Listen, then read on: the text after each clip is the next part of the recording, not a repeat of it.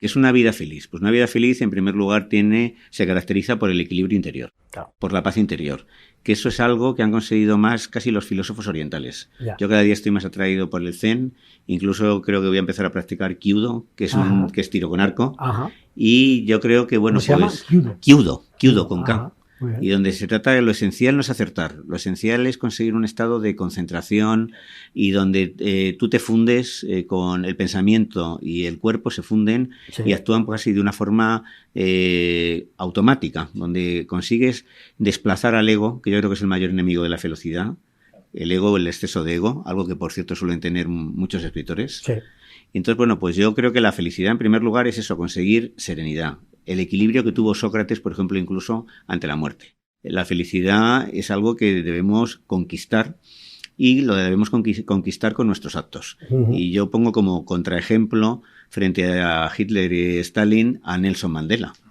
Nelson Mandela, que además transmitía felicidad, su sonrisa, sus camisas estampadas, a pesar de que había pasado 28 años en la cárcel, 18 años en Robben Island, en unas condiciones durísimas, durmiendo en el suelo, trabajando en una cantera, y él, sin embargo, como sabía que estaba haciendo lo correcto, que estaba luchando por acabar con un sistema injusto como era el apartheid, y luego luchó para evitar que Sudáfrica desembocara en una guerra civil, pues él tenía pues esa felicidad que un poco que es lo que todos debemos buscar. Claro. Entonces los filósofos desde el principio, desde Sócrates, dicen, no, lo que se trata es de vivir bien, pero vivir bien es vivir éticamente, claro, fructíferamente. Fundamentalmente yo no aprendí en las aulas, aprendí leyendo. Yo creo que la mejor escuela, la mejor universidad es una buena biblioteca. ¿Cuál es el secreto de la felicidad? Hombre, yo no considero que lo tenga, ¿no?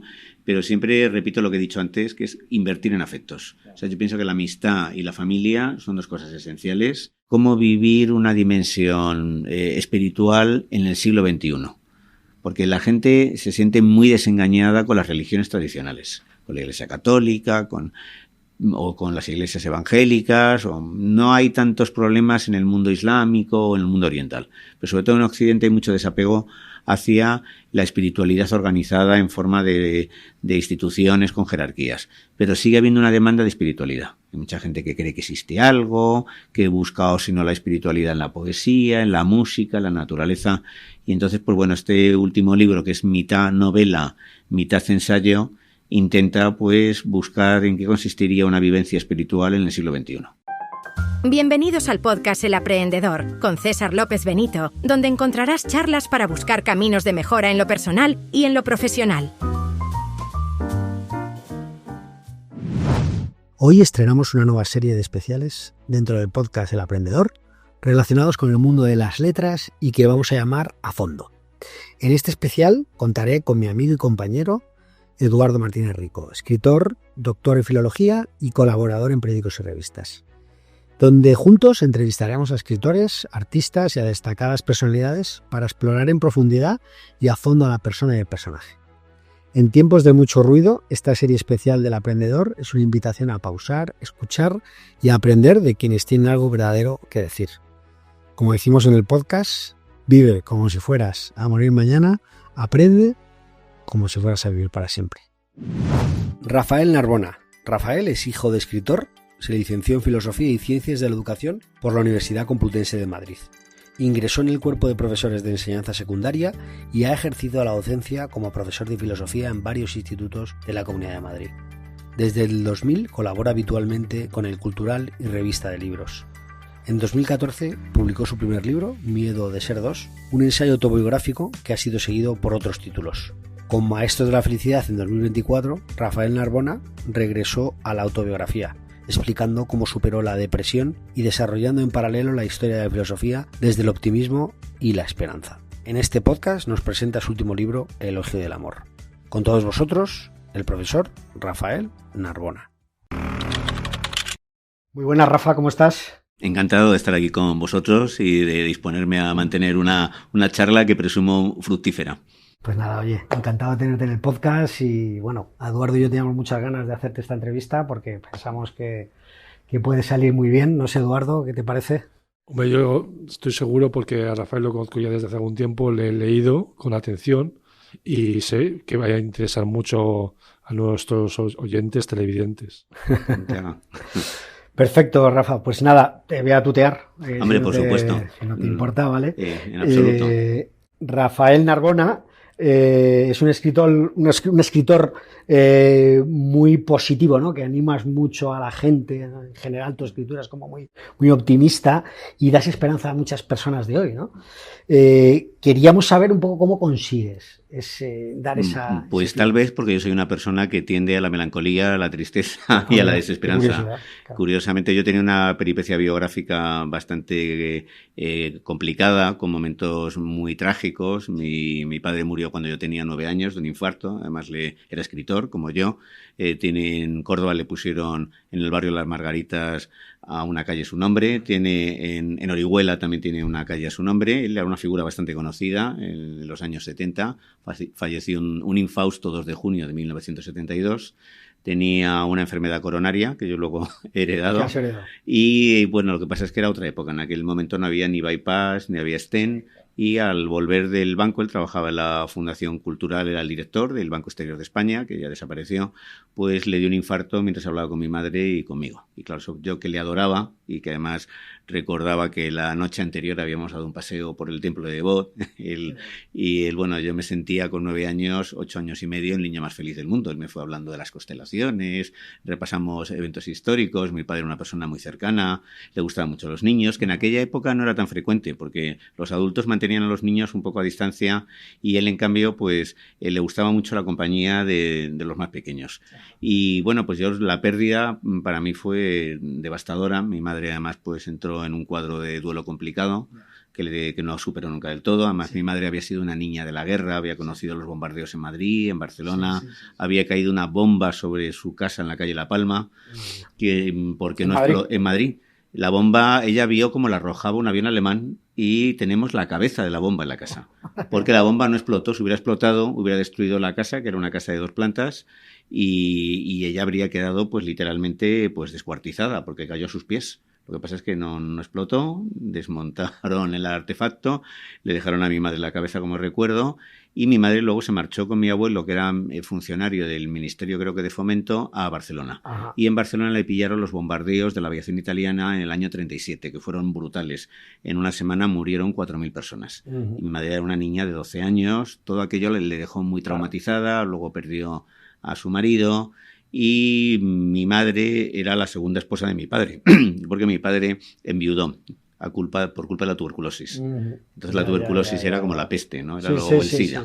Y mi madre, cuando se casó con mi padre, pues asumió el cuidado de 2 niños, pues se convirtió en su madrastra, que es una palabra muy fea, pero yo creo que fue una buena madre. Pero sin embargo mi hermanastro, mi hermano mayor, cuando yo tenía 20 años se suicidó. Entonces yo a los 20 años había pasado por la pérdida de un padre, por el suicidio de un hermano. Luego mi hermana Rosa tenía varias discapacidades físicas, no psíquicas, porque ella fue profesora, y en mi casa se respiraba más bien tristeza, melancolía y desánimo. Y bueno, yo luego conocí a mi mujer, con la que llevo felizmente casado muchísimos años, llevamos 40 años juntos, pero también pasamos por dificultades. Ella también pasó por una depresión y hubo un momento en que yo me vi desbordado por todos los acontecimientos adversos que había sufrido. También pasé 1 año y medio de precariedad económica y desemboqué en una depresión que se comió como 10 años de mi vida. Además me mandaron medicación, me sentó fatal, me provocó un cuadro de agitación que se confundió con bipolaridad. Luego yo prescindí de los medicamentos y poco a poco dije, mira, no puedo seguir por este camino.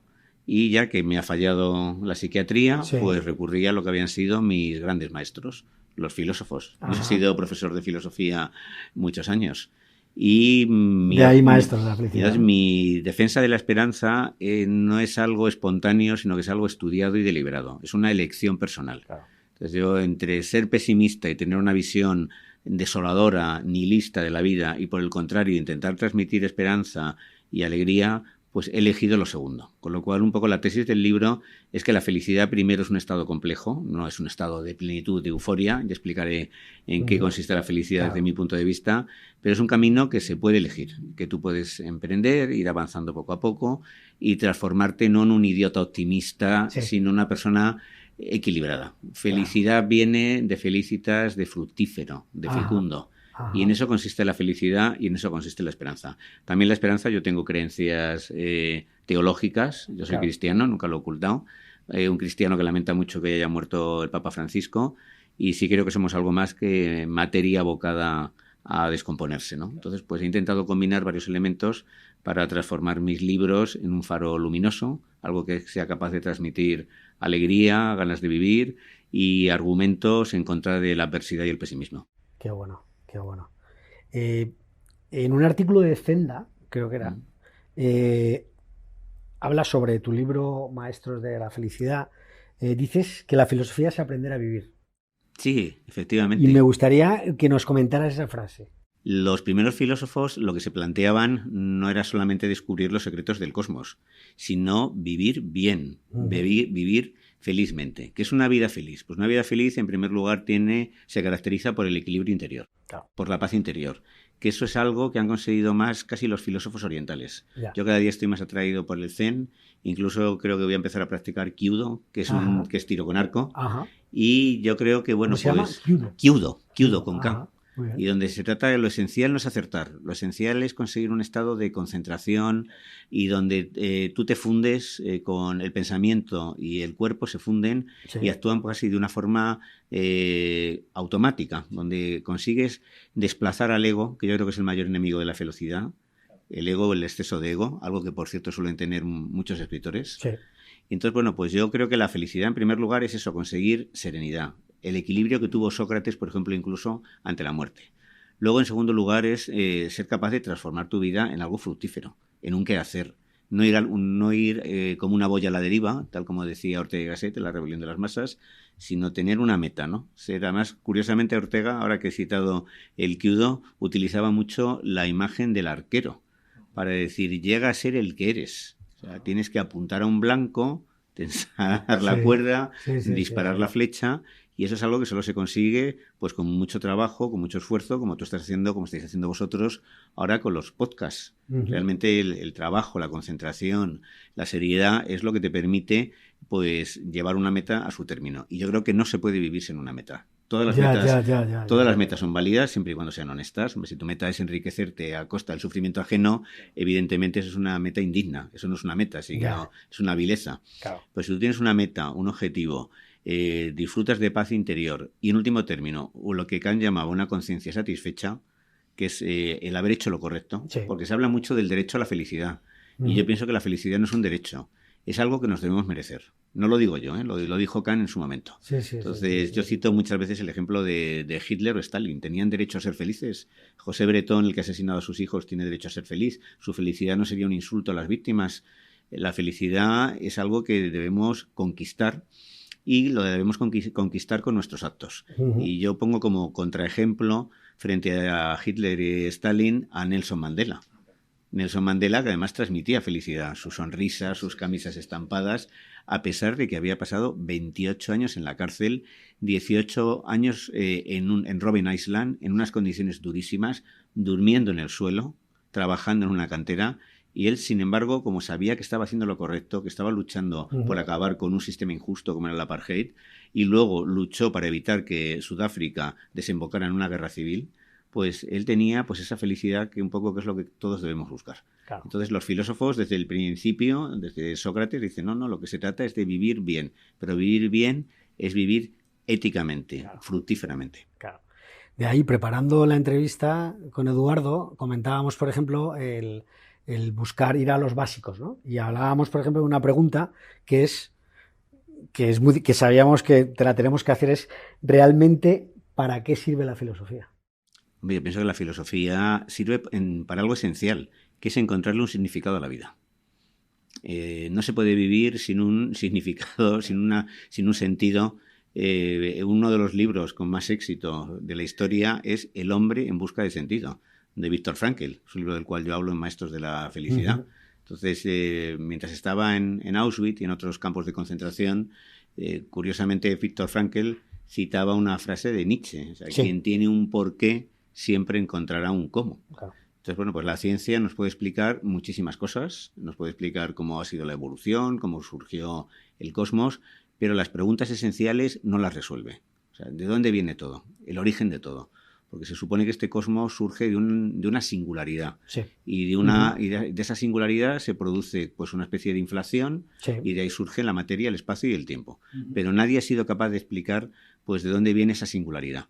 Porque se ha dicho, no, es que Stephen Hawking dijo, el cosmos surgió de fluctuaciones cuánticas en la nada, o sea, de partículas subatómicas que fluctuaban en el vacío.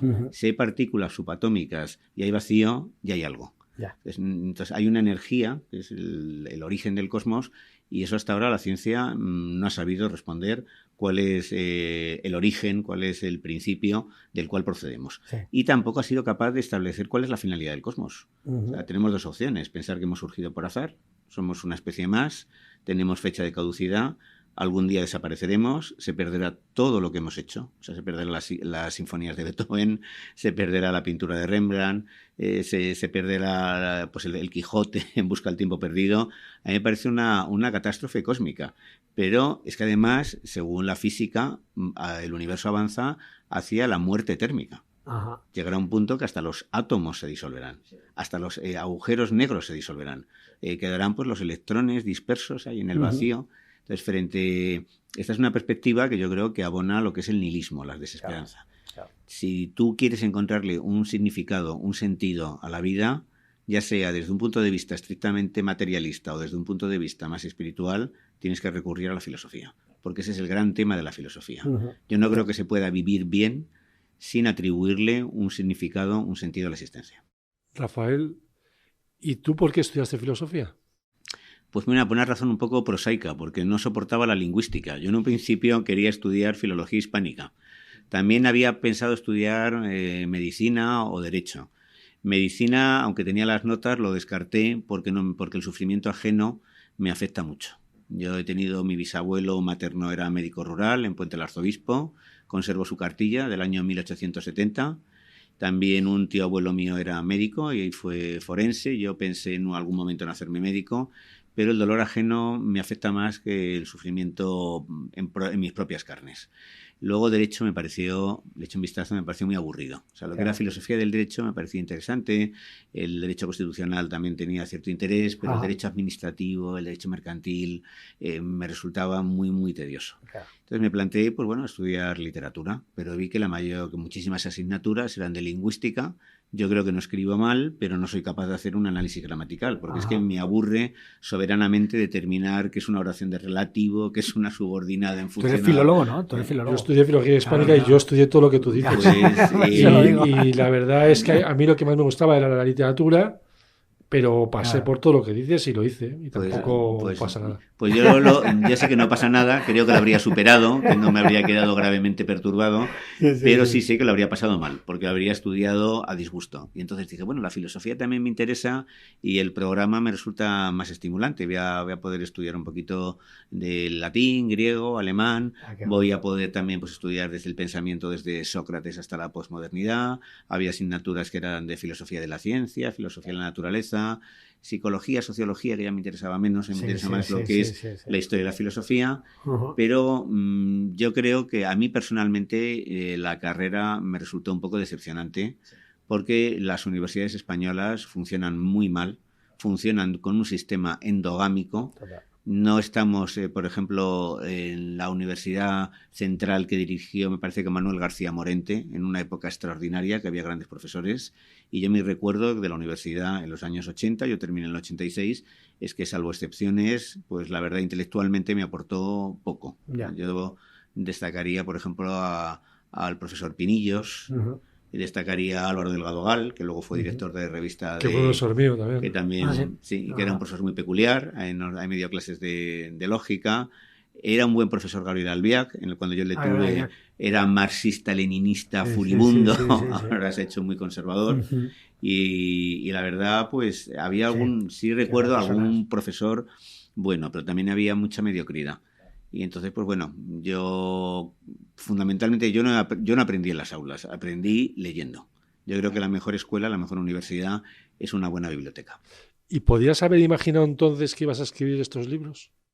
Yo quería ser escritor porque mi padre había sido escritor, pero a mi padre se le había olvidado muy pronto. Entonces mi padre, cuando murió, la noticia salió en todos los medios de comunicación, apareció en televisión, en prensa, y 10 años después ya sus libros no se reeditaban, nadie le leía, había caído en el olvido, y a mí eso me resultó como muy descorazonador. Claro. Y eso provocó que yo fuera aplazando el escribir, y de hecho no publiqué mi primer libro hasta el año 2013, que ya tenía 50 años.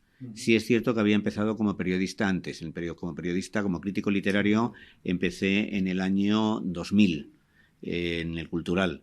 Pero tenía miedo, y sigo teniendo miedo al fracaso, porque la lucha del escritor sobre todo es la lucha por la visibilidad. Claro.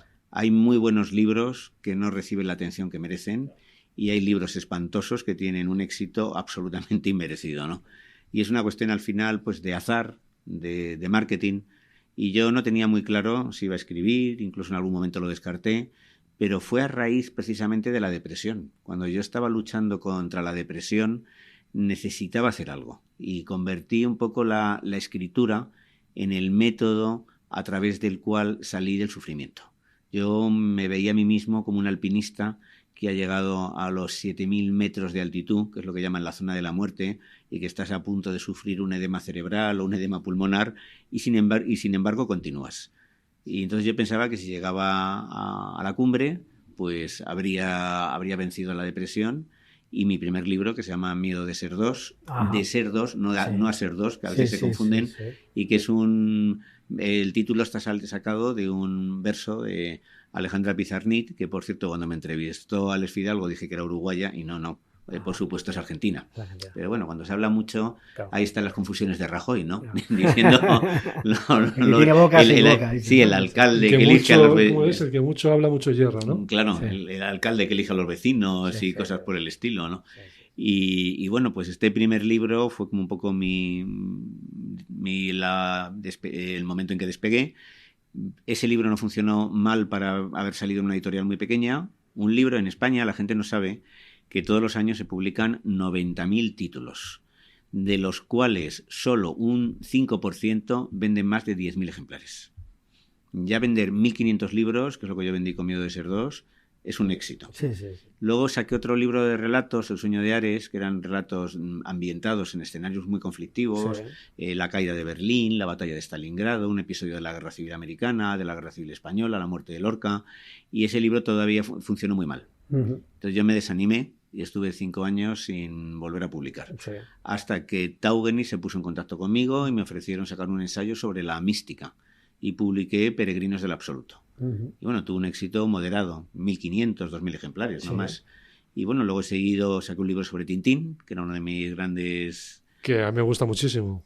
Pero ese libro tampoco ha vendido mucho, tampoco son 1.500, 2.000 ejemplares. Pero eso para un libro, como tú sabes, es mucho. Es mucho. En España. Sí, efectivamente. El coleccionista de asombros, que es una recopilación de artículos publicados en prensa con algunos inéditos, pues ha vendido 500 ejemplares.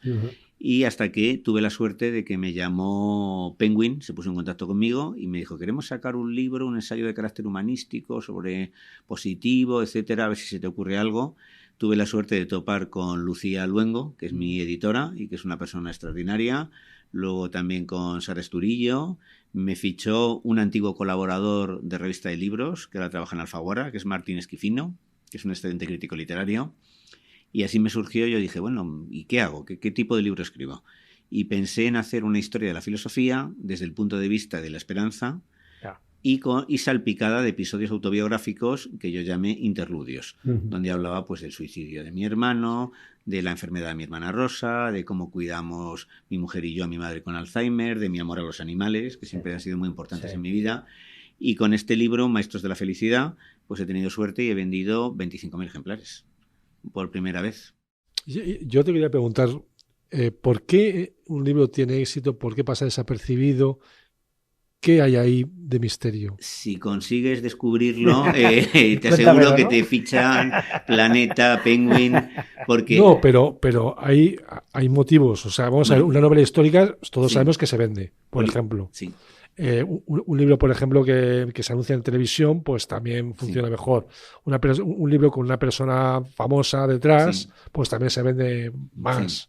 O sea que hay causas razonables. O hay muchas causas, se pueden dar muchas causas también. Bueno, pero que hay unas causas razonables que todos conocemos y que los editores conocen muy bien. Hombre, por ejemplo, ahí me contaba el otro día pues un editor que los libros de concursantes de, yo qué sé, es que yo nunca he visto estos programas Salvados o La Isla de las Tentaciones, pues esos venden 20, 30, 40, 50.000 ejemplares, ¿no? Entonces, eso no es literatura, eso es un fenómeno pues de carácter sociológico. Seguramente ni los escriban ellos. No, seguramente no los escriben ellos, eso te lo puedo garantizar, y los que son honestos lo reconocen, porque ponen, incluso este bestseller de Manuel Sansegarra lo ha hecho con un periodista, y lo pone, y lo reconoce. Estos libros están hechos, al 90% están escritos por un negro o por un periodista, simplemente al que han contratado. Entonces, si eres famoso, tienes más posibilidades de vender libros. Luego hay géneros que son mucho más populares, la novela histórica, la novela policíaca. Luego es esencial estar en uno de los dos grandes grupos editoriales que hay en España, que son Penguin y Planeta. Yo la diferencia es que gracias a estar en Penguin, mis libros están en el Corte Inglés, en la FNAC, y además bien expuestos, en sitios destacados.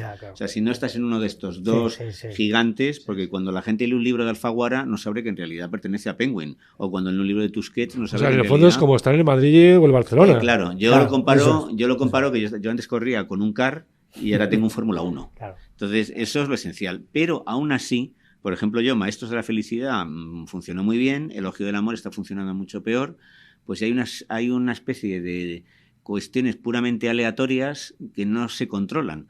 Por ejemplo, ¿cómo se explica el éxito del Infinito en un junco? Nadie lo esperaba, ni la editorial ni la autora. De hecho, se tiraron 4.000 ejemplares y se pensó que el libro, pues sería un libro más. Y sin embargo, lleva un millón de ejemplares. Pero yo creo que le ayudó también mucho que saliera en esa editorial. ¿No te parece? Hombre, si no llegas porque yo he hablado con un editor pequeño que me ha dicho que si ese libro le toca a él, que no hubiera podido hacer nada por ese libro. Claro, pero Siruela luego ha sacado otros libros también bastante buenos. Recuerdo uno que se llamaba El Gabinete Mágico, que presentó Luis Alberto de Cuenca, que para mí no son inferiores al Infinito en un junco, y no han vendido ni mucho menos, pero vamos, ni remotamente un millón, vamos, no han llegado ni a los 10.000. Una cosa muy determinante es que El Infinito en un junco apareció durante la pandemia. Y hubo mucha gente que lo transformó como una especie de refugio. Frente a un mundo exterior hostil, pues siempre te puedes refugiar en una biblioteca. Entonces, de repente, el libro se puso de moda. Yo estoy seguro de que muchísima gente que lo ha comprado no lo ha leído. Y simplemente es el libro que se ha puesto de moda. Es un libro que a mí me parece que está bastante bien hecho, bien escrito, pero tampoco es un gran ensayo como puede ser, por ejemplo, El arco y la lira de Octavio Paz o otras Inquisiciones de Borges. Estamos hablando ya de grandes obras maestras. Pero esas grandes obras maestras no han vendido tanto. El Infinito en un junco es un libro amable, es un libro acogedor, es un libro... Pero ahí han aparecido otros libros parecidos o similares. ¿Por qué no se han vendido tanto? Luego, además, Irene Vallejo no se prodiga tanto, en el sentido no ha vuelto a sacar otro libro desde el año 2019. Entonces, hay algo misterioso que de repente hace que un libro... Tienes primero que estar, desde luego, en una editorial grande. Eso es lo primero. Pero a partir de ahí, que pases de vender 5.000, 10.000 o 1 millón, hay algo mágico. ¿Sabes lo que me dijo Sánchez Dragó del libro de Infinito en un junco? No. Me lo dijo pues poco antes de que muriera, vamos, no sé, un año, unos años, no sé, poco, por teléfono me lo dijo, que a él le había gustado mucho, pero que él pensaba que no iba a repetir algo así nunca, porque un libro como ese no se repetía. Eso lo sabe la propia Irene Vallejo, y yo no sé si ningún otro autor va a conseguir algo similar, porque nunca un ensayo había vendido tanto. Hombre, te tienes que remontar a Política para Amador, de Fernando Savater, pero claro, es que ese libro se utilizó como libro de texto en muchos institutos. ¿Ética Amador puede ser? Ética para Amador y Política para Amador. Es que tiene ética y política. Yo utilicé Política para Amador en algunas clases. Entonces esos libros vendieron muchísimo. Pero como decía hasta Savater, yo he hablado con él y me dijo, esto fue una carambola. También vendió mucho La biografía del silencio de Pablo Dors, pero no tanto, no llegó a estas cifras. A lo mejor vendió 100.000 o 200.000, no lo sé. Muy bueno, además. Es un libro muy bueno. Pero hay, primero, si no estás en un gran grupo editorial, tus oportunidades son limitadísimas, aunque tengas una obra maestra. Si Irene Vallejo hubiera publicado en una editorial pequeña, desde luego no habría tenido este éxito, porque no habría tenido la oportunidad de distribución. Porque es que cuesta mucho la distribución. Y Planeta y Penguin tienen sus propias distribuidoras. Se olvida que el libro forma parte de un mercado, es un negocio. Y entonces lo que pasa es que si no vendes mucho, no existes. Claro. Entonces, en la medida en que yo he vendido más, me han llamado de más sitios. Entonces... la pescadilla que se muerde la cola, ¿no? Pero también de repente pues hay autores que venden mucho y se estrellan. Por ejemplo, Fernando Aramburu vendió muchísimo de Patria, que tampoco nadie esperaba que Patria fuera un éxito de esa magnitud, y sus títulos posteriores, algunos han sido incluso, pues han tenido unas ventas muy discretas. Y no eran malos libros, ¿eh? Pero eran libros, yo que sé, más personales. Y también llegó a Patria, digamos, con una carrera detrás. O sea, no fue Patria de repente, sino que ya tenía una carrera detrás, Aramburu, ¿no? Sí, tenía una carrera detrás muy importante, con muy buenos libros, con varios premios y reconocimientos, pero sus libros nunca estaban en la lista de los más vendidos, o sea, nunca estaban en la lista de los 10 más vendidos. Y él, pues bueno, cuando salió Patria ni siquiera le hicieron una gran campaña publicitaria, en el Cultural le dedicaron media página. Y entonces empezó el boca a boca, que es una cosa como muy misteriosa, a la gente le gusta mucho el libro, y el libro tiene mucha fuerza sentimental. A mí en algunas cosas me recuerda a Romeo y Julieta, porque son la historia de dos familias pues enfrentadas y con un final trágico. Hay algunos que han criticado que las protagonistas al final se abracen, pero es un libro muy emotivo y entonces llegó a un público muy amplio. Pero luego los vencejos o los libros posteriores, con ser buenos libros, no han vendido tanto. Tal vez porque él adoptó un registro más personal. Aramburu no ha hecho como Arturo Pérez Reverte, que repite casi siempre pues una fórmula muy parecida, y él ha pretendido innovar. Claro. Pérez Reverte, al parecer, también lo intentó con El pintor de batallas, que es un libro más personal, para él uno de los mejores y, curiosamente, de los que menos ha vendido. Claro. Quería preguntarte sobre todo esto que hablamos, ¿no? del mundo editorial, o sea, dar en el clavo, estar en el sitio en el momento adecuado, pero ha aparecido una cosa de 2 años para acá, bueno, es una cosa muy importante, en noviembre o diciembre de 2022, que es ChatGPT, la inteligencia artificial. ¿Cómo crees tú que la inteligencia artificial va a cambiar? Pues antes de contestarte a esta pregunta, te voy a hacer un comentario sobre las ventas, y es que luego hay otro fenómeno, que son autores que no están en las grandes editoriales o que terminan estando en las grandes editoriales, pero que han conseguido vender mucho a través de Amazon. Por ejemplo, novelitas románticas, estilo Corín Tellado. Muy bien. Yo cuando estuve en la Feria del Libro el último año, la mayor cola era de una autora de 20 y pocos años que hacía unas novelitas románticas que desde el punto de vista literario no tienen ningún valor, pero que había vendido 2, 3, 4 millones de ejemplares. Esos libros ni siquiera se reseñan. Los periódicos los ignoran. No se suele entrevistar a sus autores. ¿Y por qué venden? Pues ¿por qué vendía Corín Tellado? Que vendió más de 50 millones de libros. En el mercado se habla, en la literatura se habla de la literatura de género. Y es verdad que las novelas históricas, que yo escribo novelas históricas, y sé lo que es eso, las novelas negras, las novelas románticas, todo eso vende muchísimo. Vende mucho. Y yo tengo el ejemplo de las novelas históricas. Yo no soy un autor famoso y, sin embargo, mis novelas históricas, digamos que se venden por sí mismas. Exacto. Por los propios personajes, porque son novelas sobre personajes históricos muy atractivos, y por el propio género. Porque yo creo que la gente sabe que el género les interesa, les gusta el pasado, novelado, etcétera. O sea, no soy yo el que las vende, digamos que se venden por sí mismos. Claro, porque hay un mercado detrás. Claro, ahí está, por ejemplo, Posteguillo. Literatura de género. Posteguillo, pues con sus libros sobre Roma, ha vendido muchísimo. O Falcones, pues también ha vendido mucho. Pero es que, novela histórica. Me acuerdo que García Gual una vez me dijo, venderás y tal, pero siempre de esto, me dirá. Y se refería a la novela de género.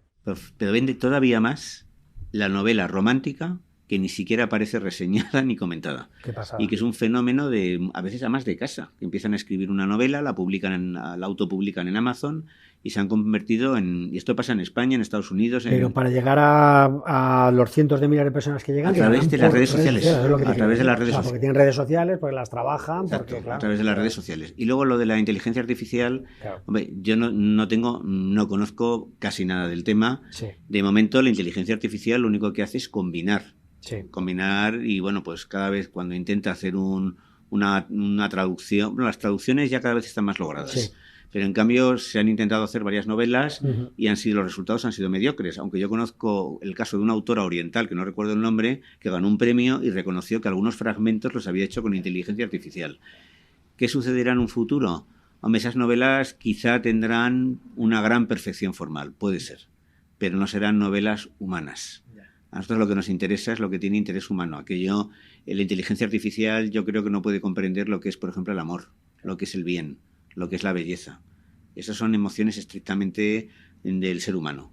Y entonces a lo mejor la inteligencia artificial consigue hacer una buena trama, con una intriga sostenida, cuida todos los detalles, no deja ningún hilo suelto, pero salvo que aprenda a pensar por sí misma, que tampoco hay que descartarlo, no es capaz de comprender los grandes sentimientos humanos que son el eje de todas las grandes novelas. Porque tú, por ejemplo, pues ¿cuáles son los temas? Son siempre los mismos. El amor, la muerte, el heroísmo, etcétera. Todo eso es exclusivamente humano. El futuro no sabemos cómo será, a veces da miedo, no sé si vamos a acabar como en Terminator, donde se va a desatar una guerra de las máquinas contra los humanos. Pero de momento lo que sí hay que hacer es también regular la inteligencia artificial, porque hoy en día hay una tecnología para hacer un vídeo donde apareciera Eduardo matando a alguien. Y eso espero yo que aparezcan leyes, porque también puede salir para desacreditar a alguien, te pueden hacer un vídeo pornográfico. De hecho, se han hecho vídeos con famosas. Entonces se pueden hacer cosas verdaderamente atroces y yo imagino que eso se regulará cada vez más. Yo pensaba, hace poco en un artículo lo escribía, que precisamente la escritura es de las cosas más humanas que existen. Sí, sin duda. Y bueno, y lo más humano. De hecho, en la Biblia, en San Juan, a Dios se le identifica con la palabra. Al principio era el logos, la palabra. Entonces parece que el verbo. La palabra es algo más que una herramienta, sino parece que la palabra es la matriz de eso que llamamos humanidad. Gracias a la palabra pues tenemos nociones morales, tenemos sentimientos complejos, le atribuimos un significado a las cosas. Claro. Y eso de momento, pues como dice muy bien Eduardo, yo estoy completamente de acuerdo, la escritura es uno de los atributos más específicamente humanos. Además, pintar también es un tipo, no se hace con letras, pero es una forma de escritura también. Todo al final es un relato, ¿no? La música, etcétera, ¿no?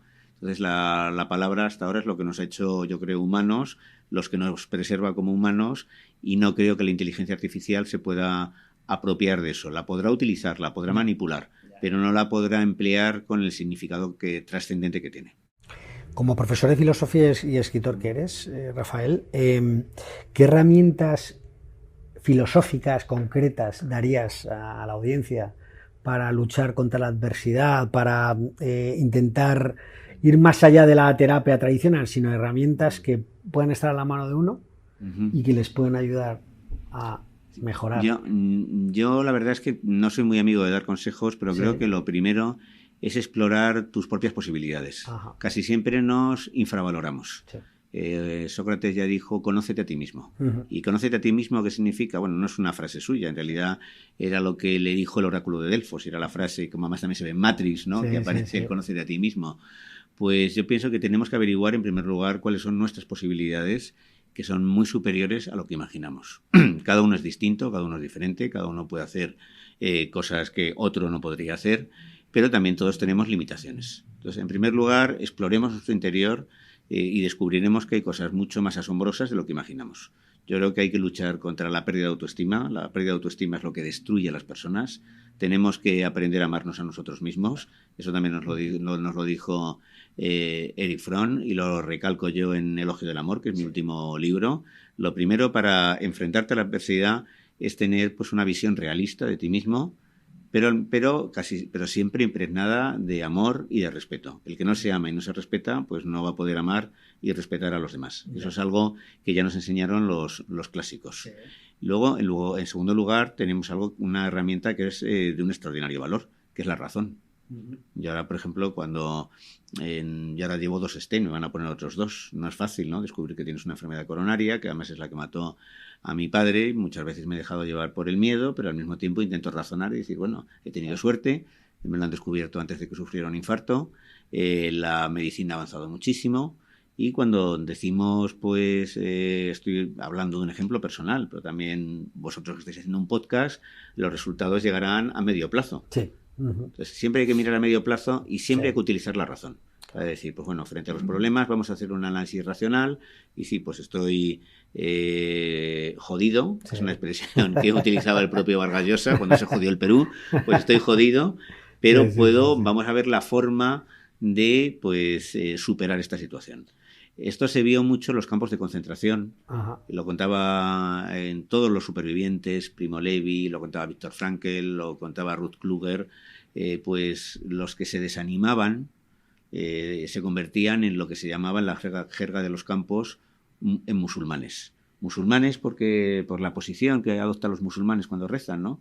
La gente que estaba postrada, gente que estaba hundida. Sí. Y sin embargo, los que utilizaban pues un poco su inteligencia, la razón, para pensar a medio plazo y conservar pues la fuerza interior, tenían más oportunidades de sobrevivir. Claro. Entonces tenemos que recurrir a la razón, a la palabra, pues para enfrentarnos a la adversidad. Mirar también a medio plazo, porque uno de los problemas, por ejemplo, de los adolescentes, donde hay un porcentaje muy elevado de suicidios, es que solamente ven el día de hoy o el instante o a corto plazo. La inmediatez. Yo podría haber dejado de escribir cuando en mi segundo libro pues funcionó bastante mal y bueno, pues gracias a que he sido constante, pues luego he obtenido frutos. Y eso, pues bueno, el mirar las cosas a medio plazo con serenidad, eso lo explica muy bien Montaigne en sus ensayos, que yo es una obra que aconsejo a todo el mundo. Sí. Eso y las epístolas morales a Lucilio, de Séneca, pues son libros, eso es autoayuda, pero con mayúsculas, ¿no? Y además autoayuda inteligente, ¿no? Sí.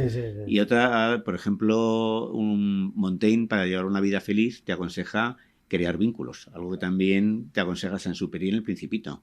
Invierte en afectos.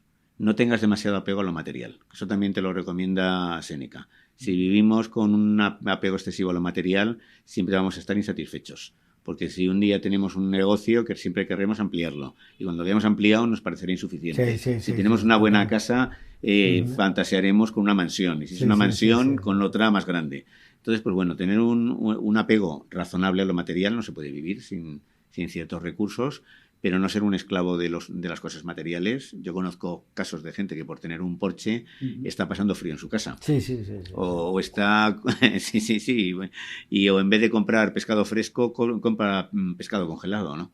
Entonces, pues yo creo que sí pues tenemos la razón para ir dándole el justo valor a cada cosa y situarnos en el mundo con una perspectiva razonable. Entonces, me preocupa mucho el tema del suicidio, porque mi hermano mayor se suicidó. Y yo creo que los suicidas son personas que primero han perdido la visión a medio plazo, creen que su situación es absolutamente irresoluble y no han sabido a veces crear alrededor pues un tejido afectivo que les sostenga, o les han fallado. También puede ser, ¿no?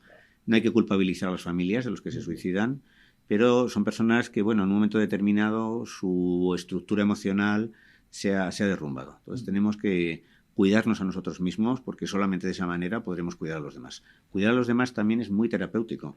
A mí me sacó de una depresión cuidar a mi madre enferma de Alzheimer. Me ha ayudado a sentirme mejor cuidar a mi mujer enferma con un cáncer.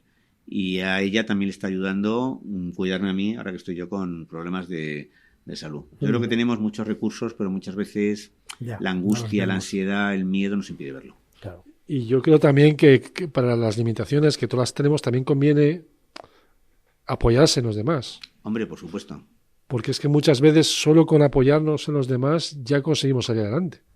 Sí, ¿No os parece? Yo muchas veces que me preguntan ¿cuál es el secreto de la felicidad? Hombre, yo no considero que lo tenga, ¿no? Pero siempre repito lo que he dicho antes, que es invertir en afectos. O sea, yo pienso que la amistad y la familia son dos cosas esenciales. Yo tengo la suerte de tener una muy buena relación con antiguos alumnos. De hecho, 2 de mis antiguos alumnos son 2 de mis mejores amigos. Uno de ellos es un médico, Damián Sánchez Torres, que ahora mismo está en China, con su mujer, Rosa. Y este chico fue mi alumno con 16 años. Ahora tiene 36. Pues durante la enfermedad de mi mujer y la mía ha sido uno de los mayores apoyos que hemos tenido, porque no tenemos hijos. No hemos podido tener hijos por problemas de salud. Luego, otra antigua alumna se llama Silvia Nieto y su pareja, Diego, a los que conocí muy jovencitos, pues también ahora son profesores. Bueno, él es periodista, ella es profesora. También han sido un apoyo fundamental. Todo lo que hemos vivido, el cáncer de mi mujer, sin el apoyo de los amigos, no lo habríamos podido soportar. Tenemos mucha amistad con una psicóloga, Susana Garrido, Entonces, pues bueno, que nos ha ayudado a enfrentarnos a los momentos más duros. Entonces, yo pienso que es muy importante buscar apoyos, por eso hay que cultivar con mucho cuidado la amistad. La amistad yo creo que es una de las razones por las cuales merece la pena vivir, y sin amigos, como decía Sócrates, nadie querría vivir.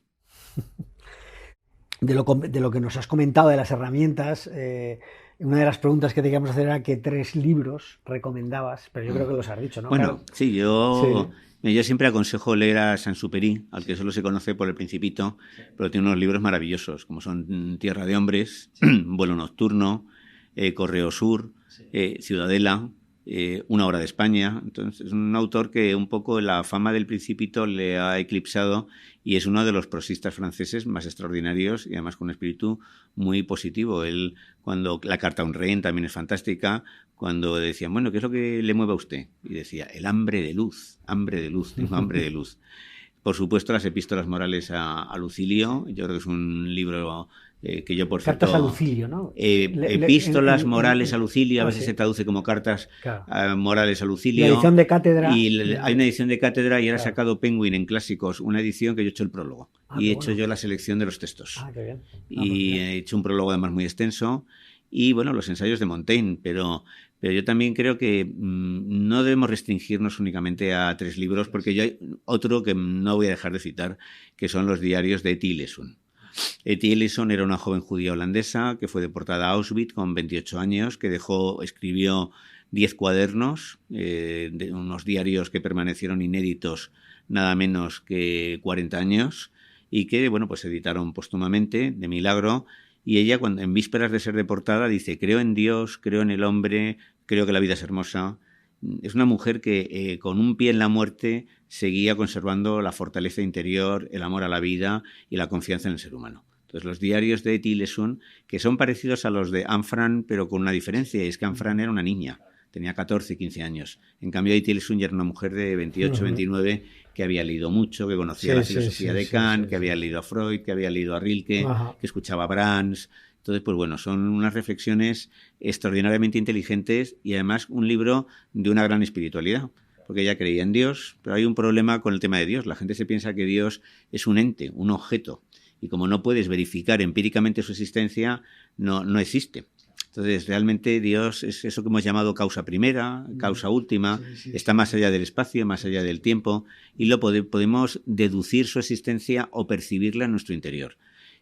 Así lo entendía Etty Hillesum. Y Etty Hillesum pues le impresionó de tal forma a Benedicto XVI que después de renunciar al papado, cuando hizo su primera declaración pública, citó a Etty Hillesum, que no era para nada católica y además ni judía, y era una mujer que, por cierto, con una sexualidad desinhibida, con una vida nada ortodoxa, pero que sin embargo estos diarios pues yo creo que tienen una gran fuerza y son una gran ayuda para todos los que sufren. Y habría una lista muy larga. Rafael, y ahora, como tú has hecho esa introducción, seguro que muy interesante, yo no la conozco todavía, de Séneca. Sí.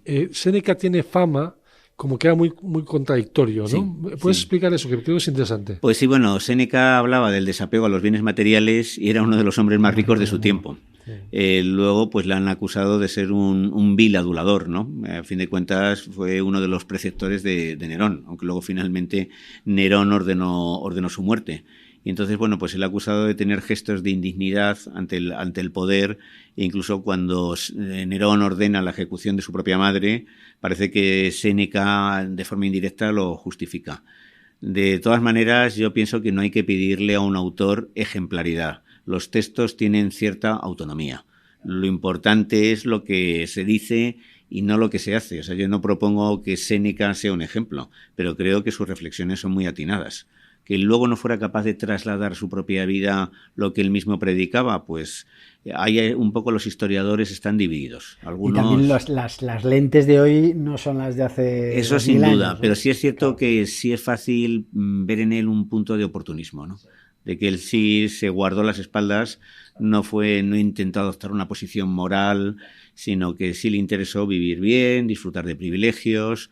Luego, eso sí, cuando le condenaron a muerte y le dieron la opción de suicidarse, lo hizo con mucha entereza, porque Nerón le prohibió dejar en herencia pues sus bienes a su familia y a sus criados, y él dijo, bueno, pues os dejaré lo único que puedo dejaros, que es mi ejemplo, un ejemplo de una muerte digna. Entonces sí es cierto que Séneca, bueno, pues era contradictorio, pero eso ha pasado en gran parte de la historia de la filosofía y de la historia del pensamiento. ¿Qué hacemos, por ejemplo, con Jaime Gil de Biedma? Jaime Gil de Biedma, el autor de Las personas del verbo, es uno de los mejores poetas de la generación del 50 y al mismo tiempo sabemos que él era homosexual, lo cual no tiene nada negativo, pero sí él cuenta en sus memorias que se acostaba con menores en Filipinas, chicos que se prostituían con 12, 13 años. Eso es algo moralmente reprobable. ¿Vamos a dejar de leerle? Yo creo que hay que disociar al autor de la obra. Entonces yo disfruto con los poemas de Gil de Biedma, pero probablemente no me habría hecho su amigo, porque yo intento rodearme de personas con una conducta que yo considero intachable. Entiendo muchas fragilidades, muchas debilidades, no soy nada moralista, pero ya hay ciertos límites que cuando los traspasas estás incurriendo en conductas perversas. Claro. Pero yo creo que es un debate un poco difícil, ¿no? Pero vas a dejar de leer a alguien porque no te cae simpático, por ejemplo, David Hume, que justificaba la esclavitud y que al parecer era racista. Hombre, luego hay autores como, yo que sé, Kant, que llevó una vida bastante ejemplar, ¿no? Que no se le puede, o Aristóteles.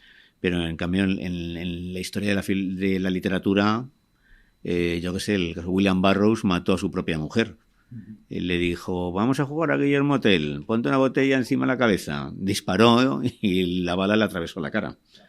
Este es el autor de un libro estremecedor que es El almuerzo desnudo, donde él habla de su adicción a la heroína. También tiene otro libro que se llama Yonki.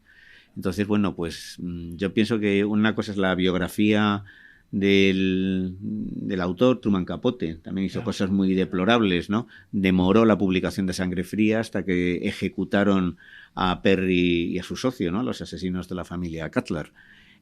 Con lo cual yo creo que el cancelar a un autor por su conducta, o ¿qué hacemos con Antonio Machado? Que a los 34 años se casó con una chica de 15.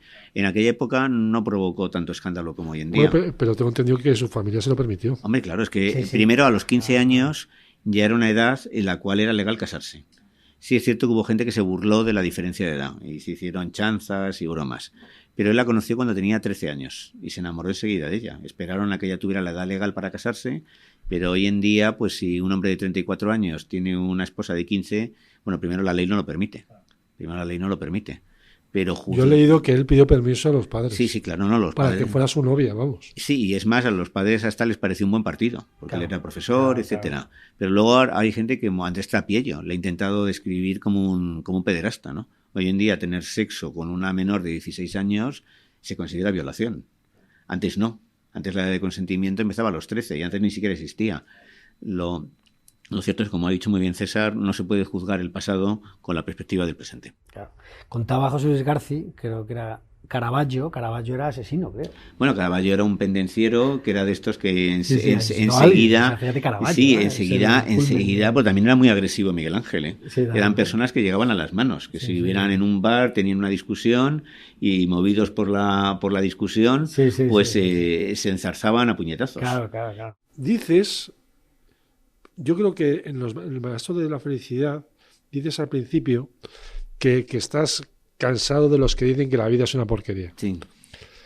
¿Puedes explicar eso? Creo que es muy interesante. Hay un porcentaje muy alto de autores que tienen una visión muy negativa de la vida. Sí. Empezando por Calderón de la Barca, que dice que el mayor delito del hombre es haber nacido.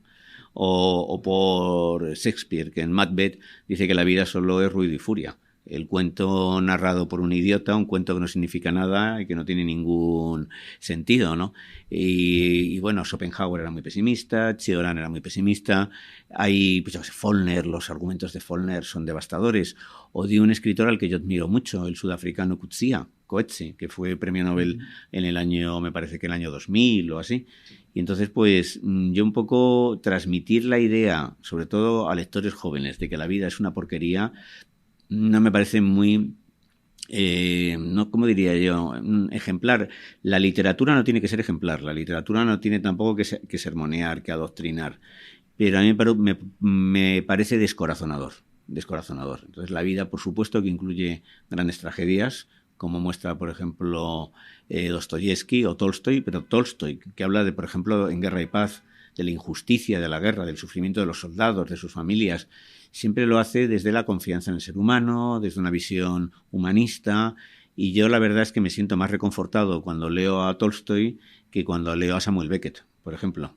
O cuando leo, pues no sé, es que hay pocos autores que sean optimistas, ¿eh? Porque si te encuentras a Silvia Plath, yo la admiro mucho, a Anne Sexton la admiro mucho, a Alejandra Pizarnik las admiro mucho, las tres se suicidaron.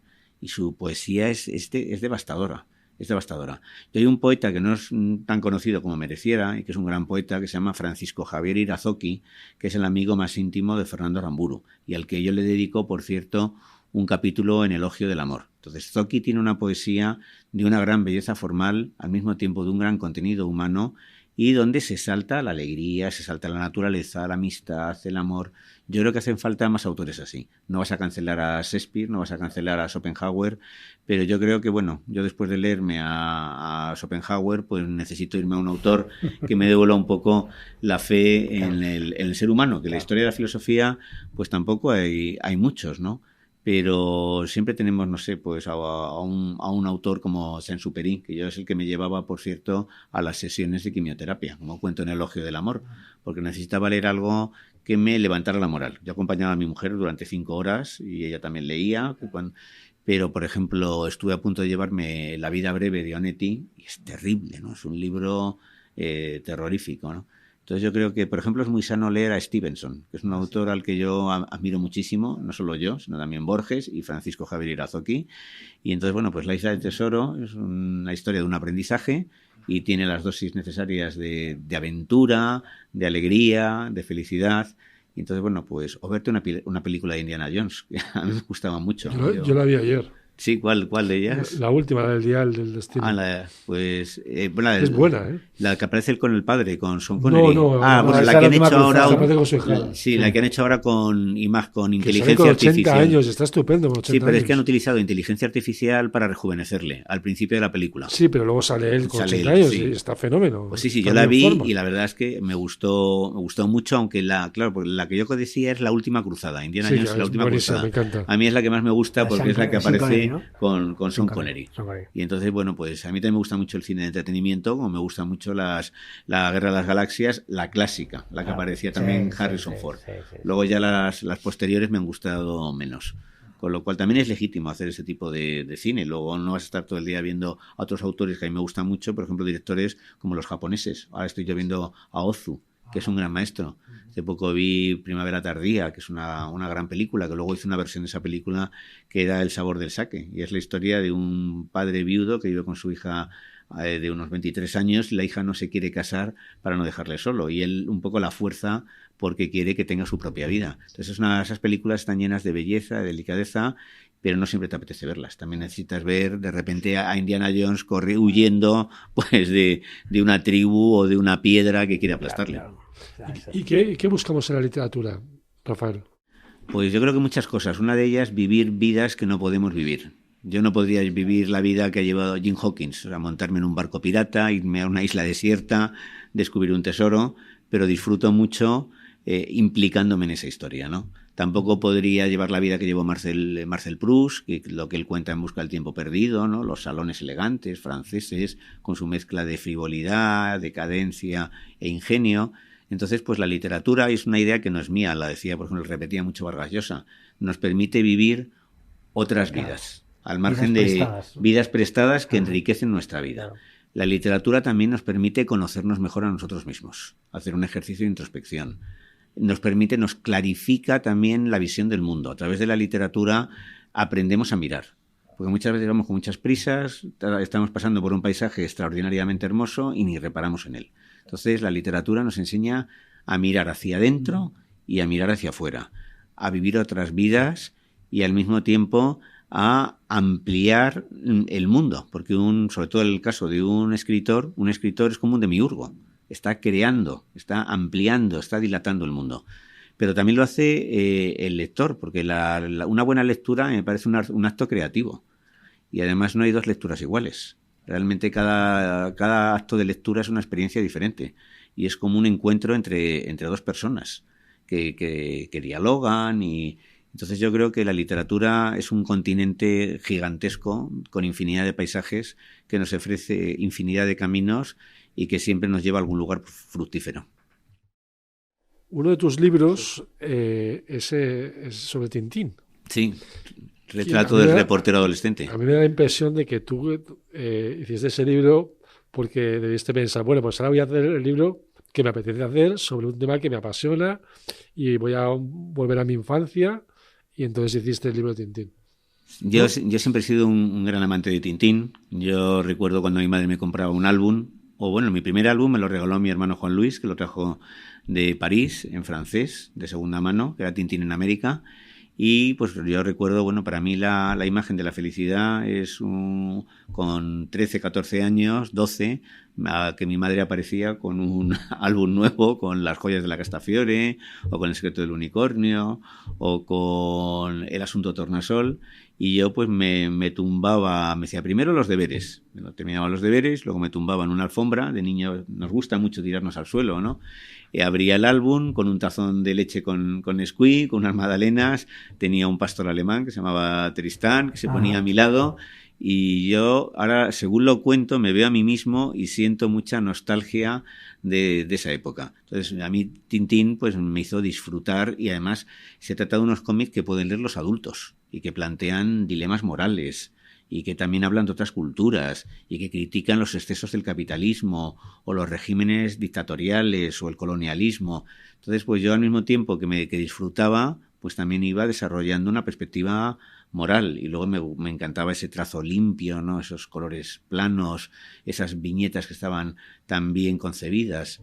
Y yo disfruté muchísimo escribiendo este libro, donde yo pues me invento que Tintín ha existido realmente y que yo lo he encontrado con 93 años en una residencia de la tercera edad en las afueras de Bruselas, y durante 3 meses hablo con él, me cuenta sus aventuras, aunque él dice que él no es Tintín, que se llama en realidad Niemand, que eso en flamenco y en alemán significa nadie. Pero bueno, ahí se va dejando entrever que realmente sí es Tintín. Pero eso lo hiciste a propósito, ¿no? Lo hice aposta, sí. Bueno, lo hice por 2 motivos. En un principio era Tintín, pero la editorial me dijo que nos podía crear problemas con Mulansar, que es la empresa que explota los derechos de Tintín, que son muy puntillosos, que han denunciado hasta blogs particulares por utilizar imágenes sin permiso. Entonces dije, bueno, pues me invité este ardiz retórico para protegerme un poco frente a posibles demandas. También el libro yo quería haberlo titulado El asunto Tintín y haber puesto a Tintín en la portada, no me dejaron, por eso aparezco yo caracterizado de Tintín en la portada, con un perro que tenía, que se parecía a Milú, aunque en negro, un Scottish Terrier, y al fondo el castillo de Cheverny, que es el castillo real en el cual se inspiró Hergé para crear Mulansar, la residencia de Haddock, aunque suprimiendo las 2 alas laterales.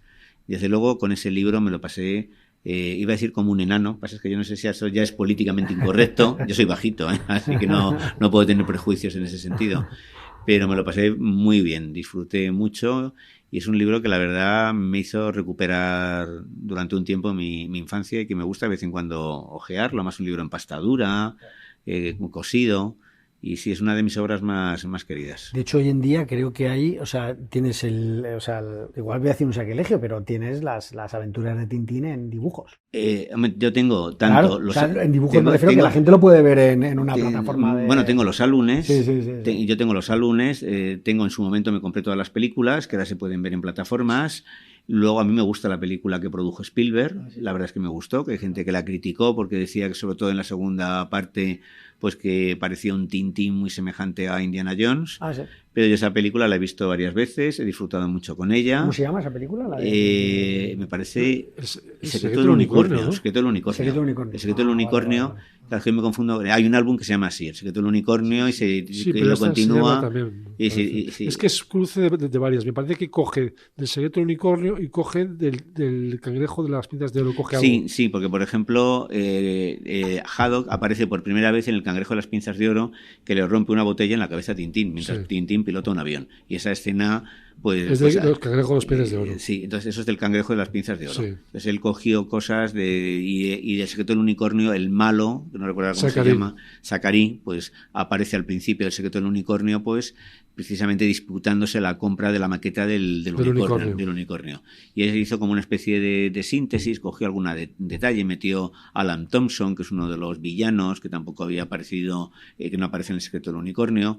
Pero yo creo que salió una película amena, interesante. Se me llamó la atención que había demasiada acción, ¿no? Sí, eso sobre todo cuando llega a vagar al final, cuando están luchando por los 3 papeles, donde aparece, donde juntándolos se ve donde se encuentra pues el tesoro que buscan, que se encuentra al final en el Mulansar. Ahí sí hay unos momentos con Tintín en motocicleta, en fin, que sí era demasiado un poco de videojuego. Pero a mí me gustó mucho. Pero con todo a mí me gustó, yo disfruté con la película y me gusta verla de vez en cuando. Qué lástima que no hayan hecho más, porque fue un fracaso en el mercado norteamericano. Tintín, Tantán en Estados Unidos nunca ha tenido mucho éxito y eso es una pena, porque yo creo que realmente merecería haber penetrado en ese mercado. ¿Y por qué no lo hizo? Al público norteamericano no le gusta Tintín. No me preguntes por qué, eso habría que hacer un sondeo. Ellos tienen a sus propios héroes, que son los de Marvel, y entonces Tintín nunca ha tenido allí mucha aceptación. A lo mejor por ser muy europeo, ¿no? Sí.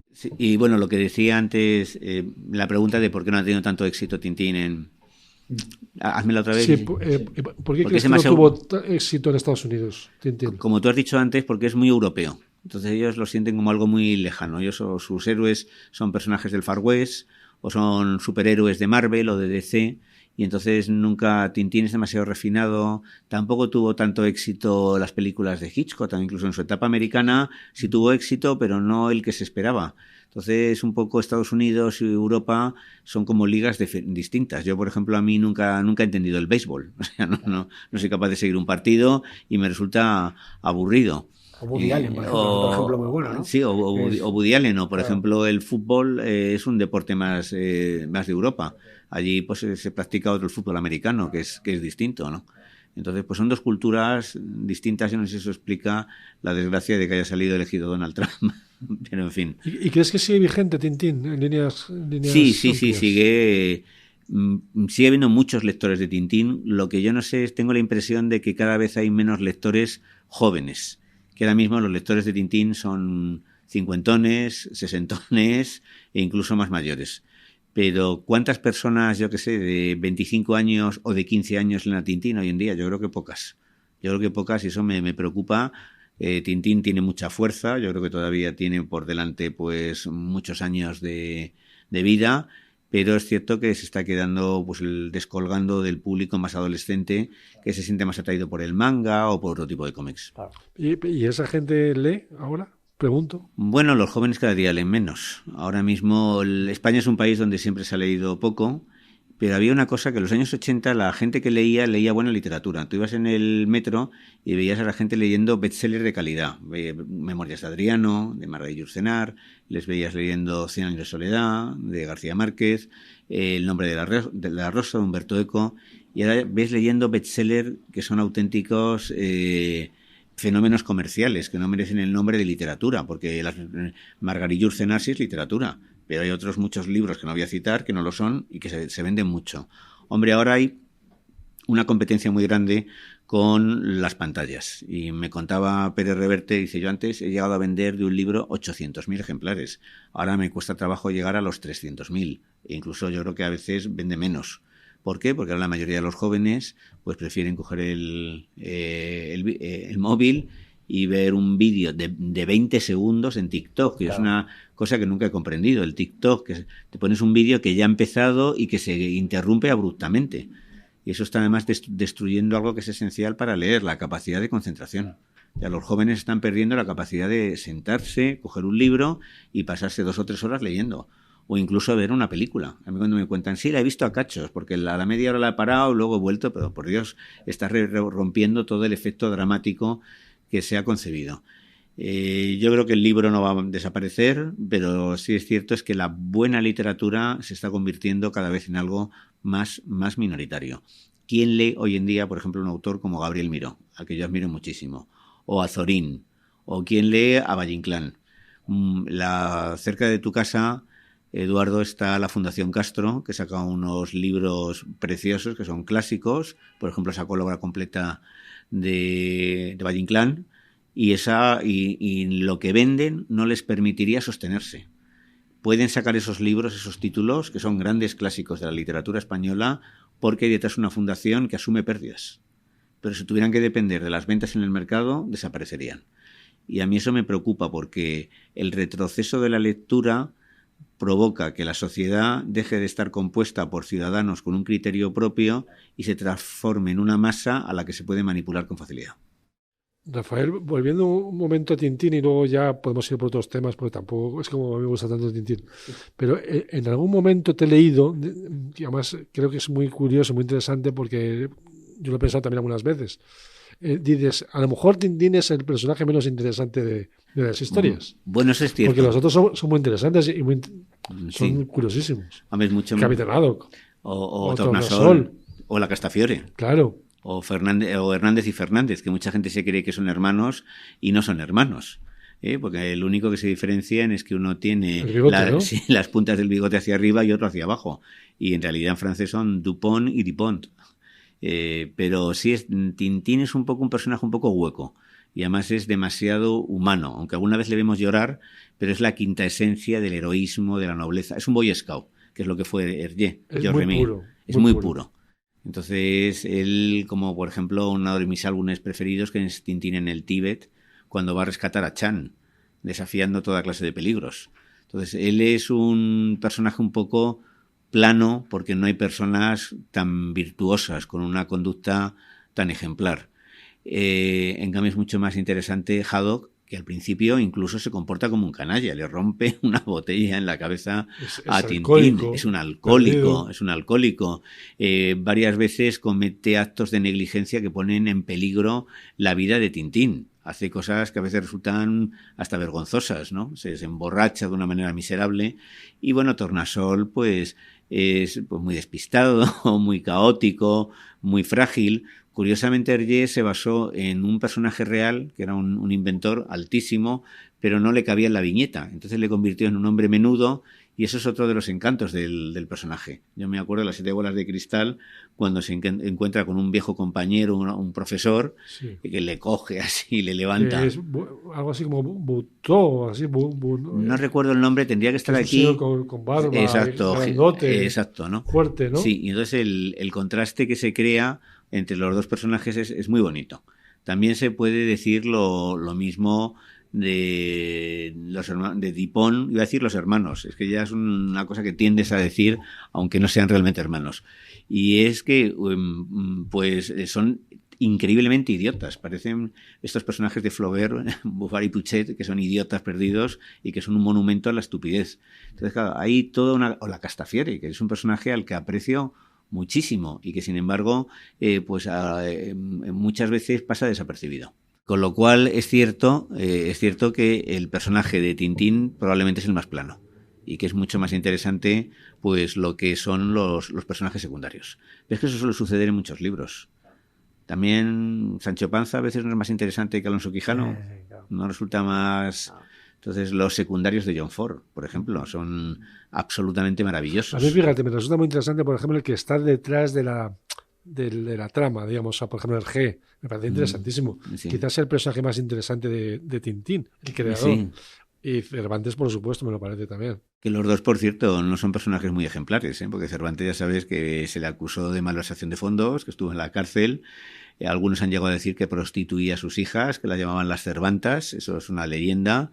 Y luego Hergé engañó a su mujer, tuvo 2 relaciones, él se casó 2 veces y hubo una época donde tenía un contacto con las dos. Las dos admitieron ser. No dejó a su mujer, a Germaine, que era su. Y bueno, pues inició un idilio con una chica que tenía la edad de ser no su hija, sino su nieta. Y él era muy mujeriego, le gustaban mucho las mujeres. Y un poco mezquino con el dinero, por lo que cuentan. Y no se portó nada bien con sus colaboradores. Porque había un momento donde ya al final de su vida el 70% de los álbumes no los hacía él. Él hacía unos cuantos dibujos y luego tenía una persona que estaba especializada en aviones, en coches. Bob de Moor hizo muchísimas cosas. Edgar Pierre Jacobs, Jacques Martin y algunos Edgar Pierre Jacobs le pidió aparecer los títulos de crédito. Dijo, oye, este álbum casi lo he hecho yo. Y él se negó. A mí Hergé, no te creas que como personaje es una persona interesante, pero no me resulta una persona modélica. Tenía muchas fragilidades. Humanamente era una persona muy imperfecta. Pero bueno, como somos todos. ¿Te parece si comentamos los 2 últimos libros? ¿O quieres comentar algún otro libro? Bueno, yo tengo curiosidad, el libro del coleccionista de asombros, sí, que yo lo he leído y que me gusta mucho. Yo sé que ese libro no funcionó bien comercialmente. Sí. Y quisiera preguntarte por qué. ¿Por qué crees tú? Hombre, porque es un libro de crítica literaria. Primero lo saqué con una editorial muy pequeñita, pero muy, muy pequeñita, con una distribución muy pobre. Aunque eran profesionales serios, tenían pocos recursos, entonces el libro se distribuyó, pues llegaron muy pocos ejemplares y no llegaron en el Corte Inglés, no se vendió tampoco en la FNAC. Luego eran una recopilación de artículos que yo ya había publicado. Yo tengo un blog en El Cultural que publico un artículo semanal el blog se llama Entre Clásicos, y no son textos de 600 palabras, son textos a veces de 3.000, 4.000 palabras, que son estudios, como sobre Thomas Mann, sobre también figuras del cómic, del cine, etcétera. Y luego ese libro incluía cinco inéditos. Por cierto, el título se lo copié a Francisco Javier Irazoqui, que se define como un coleccionista de asombros. Entonces, pues yo le pedí permiso, me lo dio, y añadí 5 inéditos, pues por ejemplo un texto sobre Hannah Arendt, un texto sobre Virginia Woolf, 3 más que no recuerdo. Y no, la crítica literaria le interesa a muy poca gente, es normal. Con una editorial más potente, en vez de, a lo mejor con suerte, había vendido 2.000, pero no creo que mucho más. Entonces, el mercado está matando la cultura, está matando la música, está matando al cine, porque vivimos en una época donde se está un poco produciendo lo que Ortega denominó la rebelión de las masas.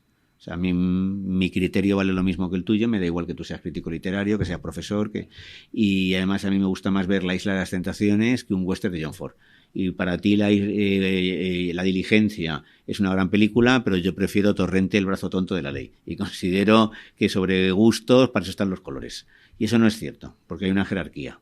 Entonces, realmente hay cosas que son arte y cosas que son entretenimiento. Y luego hay entretenimiento de calidad, Indiana Jones, y películas que son auténticos bodrios. Entonces yo pienso que el sentido de la jerarquía se ha perdido y es necesario restablecerlo. Lo que pasa es que, bueno, lo que está sucediendo en el mundo pues no es precisamente muy tranquilizador con el auge de todo tipo de populismos y nacionalismos. La autoritas, ¿no? O sea, sí, bueno, me refiero a esa prescripción que había antiguamente, que ya no existe, ¿no? Sí, bueno, la autoridad, pero también se está produciendo un deterioro de la cultura democrática. Ya. Porque un poco la cultura democrática consiste en convivir con lo que no te gusta. Y yo echo de menos el clima que había en Europa después de 1945, cuando se forjó la Unión Europea y había políticos conservadores y progresistas que se entendían, que dialogaban, que eran auténticos caballeros con una gran formación, como del demócrata cristiano de Gasperi, que fue un gran... Él pertenecía a la democracia cristiana, que luego tuvo muchos casos de corrupción, pero fue un hombre ejemplar.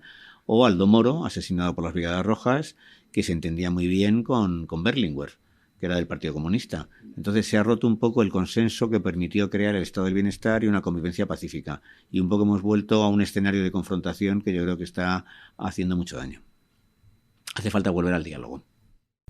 Y antes publicaste Miedo de ser dos, ¿no? Ese es mi primer libro. Que yo veo que fuiste valiente, porque lo normal es no hablar de estos dos temas, ¿no? Bueno, ¿qué tiene de vergonzoso haber sufrido una depresión? Yo no sé por qué, yo si fuera un pederasta no lo contaría, porque me avergonzaría profundamente. Pero el hecho de haber sufrido una depresión, e incluso por una negligencia que cometí con los medicamentos, el 6 de enero de 2006 estuve a punto de morir. Yo tenía un insomnio terrible, llevaba sin dormir bien meses, y entonces me tomé 2 pastillas, no me dormí poco, me tomé otras 2, al final me había tomado 7 u 8 pastillas, y estuve a punto de entrar en coma. Es más, mi mujer no podía despertarme, llamó a un médico, el médico según me vio llamó a una UCI, no una ambulancia sino una UCI. Yo mientras me trasladaban a La Paz, por cierto, tuve una experiencia extracorpórea, me vi a mí mismo desde el techo de la ambulancia, inconsciente, como me metían sueros y me metían... O sea, que como que estuviste a punto de morir, ¿no? Me bajó las constantes vitales, la tensión a 2,4. O sea, yo estaba al borde de la parada cardiorrespiratoria. Para que llamen a una UCI tiene que haber una situación muy grave. Si hubiera sido... Normalmente yo tuve un broncoespasmos, que probablemente fue una angina de pecho, y llamaron a una ambulancia. A una UCI la llaman cuando hay riesgo de muerte inminente. Entonces ese día pude haber muerto. Entonces me salvaron la vida en La Paz. Me hicieron un lavado de estómago, me metieron un montón de cosas. Y bueno, pues a mí ese acontecimiento no me avergüenza. No, me avergonzaría haber robado, haber abusado de alguien. Sí. Pero yo pasé además del suicidio, hay que hablar sin miedo. Yo no intenté suicidarme, simplemente abusé de la medicación. Sí pensé alguna vez durante la depresión en suicidarme. Y a mí contar todo esto me resultó sanador, me ayudó a superarlo. Entonces yo creo que yo animo a todo el mundo que pase por esto. En España el 25% de la población acude en algún momento a un psiquiatra y en algún momento de su vida se toma un antidepresivo, un ansiolítico, y yo no sé por qué hay un tabú sobre este tema. Yo creo que hay que normalizar esto, como se ha normalizado el cáncer, cuando alguien dice, no, ha muerto de una larga enfermedad. Al parecer Vargas Llosa ha muerto de un cáncer hematológico. Pues hay que decir las cosas abiertamente. Entonces yo creo que yo, salvo alguna gamberrada que he hecho de adolescente, ¿y quién no las ha hecho? Seguramente vosotros con 14, 15 años alguna tontería habéis hecho. Seguramente. Pues salvo eso, en mi vida no hay ningún acontecimiento que yo lleve como un peso por haber hecho algo horrible, ¿no? Entonces me he equivocado, pues alguna vez habré sido injusto, arbitrario, pero sin darme cuenta, sin proponérmelo. Pero yo no me avergüenzo de haber pasado por la experiencia de la depresión, porque me diagnosticaron por error bipolaridad. Ahora llevo más de 10 años sin tomar ninguna clase de medicación y he pasado por situaciones muy duras. El cáncer de mi mujer, en fin. Ahora mis problemas cardíacos, podría haberme deprimido y estoy estable y equilibrado. Este libro para mí fue en algunos momentos muy duro, porque narro cosas muy, muy duras, pero también tiene un final esperanzador y para mí fue parte de esa terapia que me ayudó a conseguir el equilibrio que había perdido. De hecho, esa terapia también se ve en Elogio del Amor, ¿no? Bueno, claro, ¿no? Se ve, y en Maestros de la Felicidad. Yo en Maestros de la Felicidad hablo de la depresión, también cómo salí de la depresión a través de la filosofía y de la música. Al principio cuento un hecho que para mí fue muy importante. Al año de suicidarse mi hermano, que además mi hermano se suicidó un 2 de junio, que es la misma fecha en que había muerto mi padre, 10 años después. No sabemos muy bien por qué lo hizo, qué nos quiso transmitir con eso, pero yo recuerdo un año después ir subiendo por la Gran Vía, un 2 de junio, terriblemente deprimido, pensando que la vida era una porquería, que no merecía la pena, y en Callao me encontré con una orquesta de cámara, con un grupo de estudiantes del conservatorio, interpretando los conciertos de Brandenburgo. Y mi ánimo cambió radicalmente. Además, allí había alrededor varias personas, se creó como un ambiente entre los que escuchábamos de cercanía. O sea, yendo por la calle. O sea, yendo por la calle. ¿No? Era un grupo de estudiantes del conservatorio que se sacaba un dinero, ahora no sé si la policía lo prohibiría, pero estaban la detrás, lo que hoy es la FNAF, que antes en aquel momento era, no sé si Galerías Preciados o el Corte Inglés, y detrás se habían colocado y estaban interpretando unas piezas. Y aquello, pues bueno, pues en Maestros de la Felicidad cuento cómo ese tipo de experiencias me han ayudado. Otra vez, esto lo cuento más bien en Peregrinos del Absoluto, que es un ensayo que escribí sobre la mística, pues escuchando la Misa en Si menor de Bach y leyendo a E.T. Lesun, pues tuve la sensación de que me reconciliaba con la vida. Entonces, pues bueno, yo creo que por eso hay que buscar en la literatura, buscar en el arte, buscar en la música, pues la paz que muchas veces la vida no nos proporciona. Yo me gusta mucho la música, no tengo desgraciadamente formación musical, pero sí que siempre que puedo voy al auditorio. Lo último que escuché fue el Requiem de Mozart y salí pues absolutamente reconfortado. Qué bueno. También el cine, ¿no? También el cine. También el cine, y también me gusta mucho el jazz, también me gusta mucho Miles Davis, Joel Coltrane, Billie Holiday, Ella Fitzgerald, Sarah Vaughan. Y me gusta el pop también. También escucho de vez en cuando a Bob Dylan, a Deep Purple. Me gusta mucho el Made in Japan, de hecho hablo de en el Elogio del Amor. Me gusta mucho también los Beatles. En fin. Cuentas una anécdota muy buena en Maestro de la Felicidad sobre el dentista, ¿no? Que te pone bueno, ese fue Prince Tasaki. Yo tuve una experiencia terrible con un dentista a los 13, 14 años, y es que tenía una muela infectada y me la sacaron sin que hiciera efecto la anestesia. Y bueno, yo no he pasado un dolor más indescriptible en mi vida. O sea, me sacaron la muela a lo vivo. Y además se fracturó. Ya y empezó a salir pus. Madre mía. Bueno, se me caían unos lagrimones y dije, no vuelvo al dentista en mi vida. Y claro, llegó un momento a los 30 años que tuve que volver. Y yo busqué un dentista porque es que tenía fobia. Pasaba delante de una clínica y experimentaba ansiedad, experimentaba angustia. Y tuve la suerte de encontrarme a través de un amigo con un dentista que es argentino, nieto de emigrantes japoneses. se llama, y que además le encanta el jazz, y que en su consulta pues ponía a John Coltrane, y él con mucha paciencia, con mucho cariño, pues ahora me ayudó a superar ese miedo. Y luego, pues ahora lo veo con perspectivas, me he sacado un par de muelas y me ha parecido una tontería. Pero es que no tiene nada que ver que te pongan anestesia a que no te la pongan, ¿no? Y con lo cual esto demuestra que la humanidad es algo que también no somos tan malos. Decía Spinoza, un filósofo judío holandés del siglo XVII, que nada es más útil al hombre que otro hombre. Nada... La ayuda que nos prestamos unos a otros, el cariño, el afecto, la generosidad, eso es lo que nos sostiene, ¿no? Ya sea que si existe una vida más allá de la muerte o no, nos necesitamos los unos a los otros, y yo creo que una de las grandes tragedias de esta sociedad ha sido precisamente la tendencia al aislamiento que estamos soportando. La familia tradicional aportaba una cosa muy positiva, que era la convivencia de 3 generaciones, los padres, los hijos, los nietos, pero se basaba en algo muy injusto, que era en la hegemonía masculina. La mujer estaba sometida y era la que llevaba el peso de la casa. Eso evidentemente no se podía mantener, pero sí era muy sano que convivieran 3 generaciones. Entonces ahora mismo las familias son cada vez más pequeñas, cada vez más efímeras. El 60 y tantos % de las personas que se casan se separan, que me parece un dato demoledor. Luego yo vivo en un chalet en las afueras de Madrid, pero mucha gente vive en pisos. Pero bueno, aunque yo viva en un chalet, con mis vecinos intercambio 4 palabras a lo largo del año. Entonces hemos perdido el apoyo que nos daba la familia, el sentido de comunidad, la pertenencia pues a un pueblo, a un entorno determinado.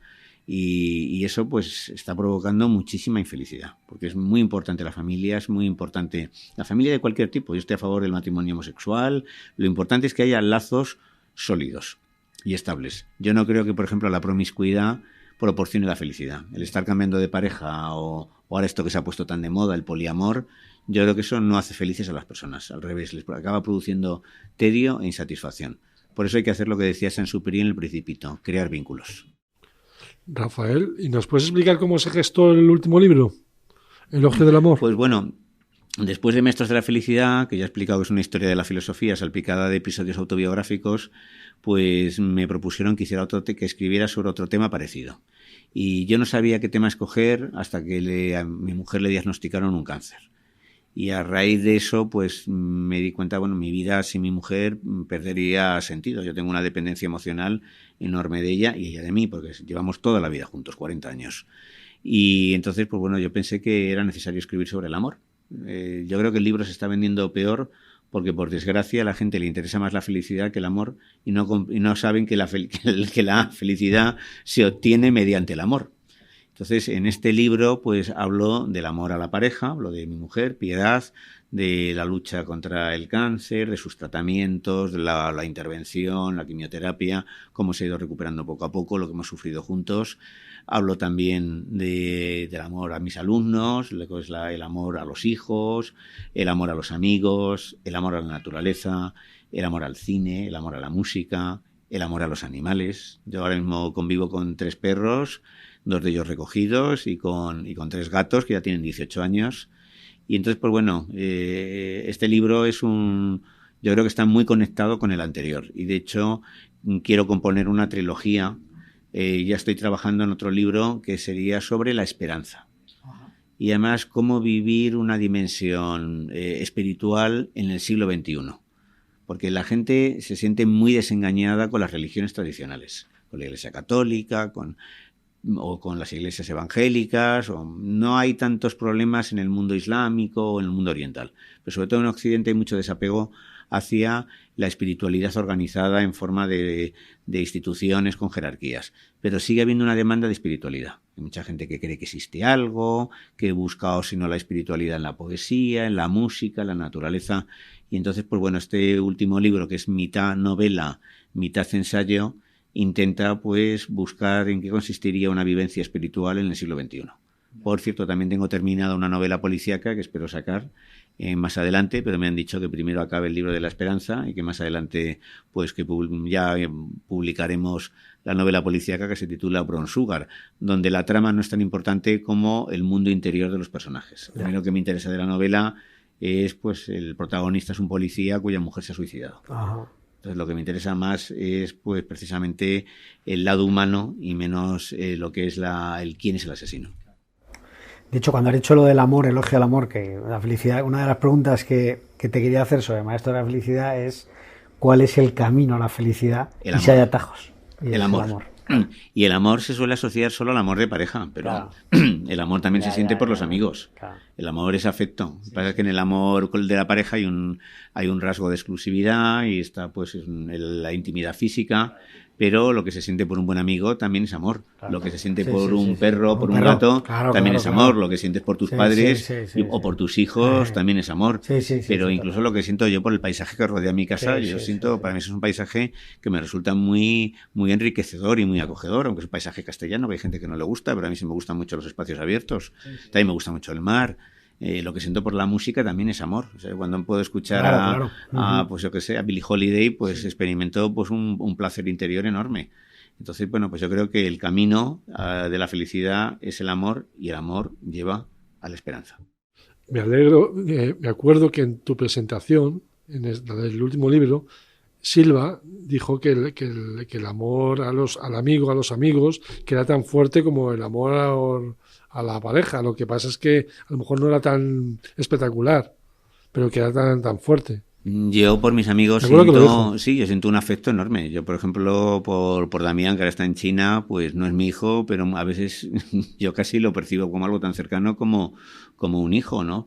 O cuando me operaron, pues me acompañaron a mi mujer 2 buenísimos amigos que son encuadernadores, que por cierto son los encuadernadores también de la biblioteca de Luis Alberto de Cuenca, y que se llamaban Alberto y Carmen, y menos mal que ellos pudieron estar a nuestro lado. Yo no tengo familia, yo he perdido a mis 3 hermanos, he perdido a mis padres, solo tengo pues primas que no viven ni siquiera en Madrid y sus hijos, pero claro, una vive en Málaga, otra vive en Valencia, otra vive en Cádiz, nos vemos 4 o 5 veces al año, no podemos tener un trato tan cercano como los amigos que tengo en Madrid. Y sí es cierto, estoy de acuerdo con Lorenzo Silva, ¿no? Si la amistad es verdadera, una cosa es tener colegas. Yo nunca he sido de amigotes, de irme con los amigotes a tomarme unas cañas, es algo que nunca he hecho. Y de hecho todos los amigos que tengo son compartidos con mi mujer. O sea, son amigos de los dos, no son solo mis amigos o sus amigos. Mi mujer tampoco se va con sus amigas por la tarde a tomarse un café. O sea, que todos los planes los hacemos conjuntos. Y yo por los buenos amigos que tengo sí siento amor y un amor muy intenso. Y ahora se me ocurre, ¿no sientes esa amistad con los escritores más queridos?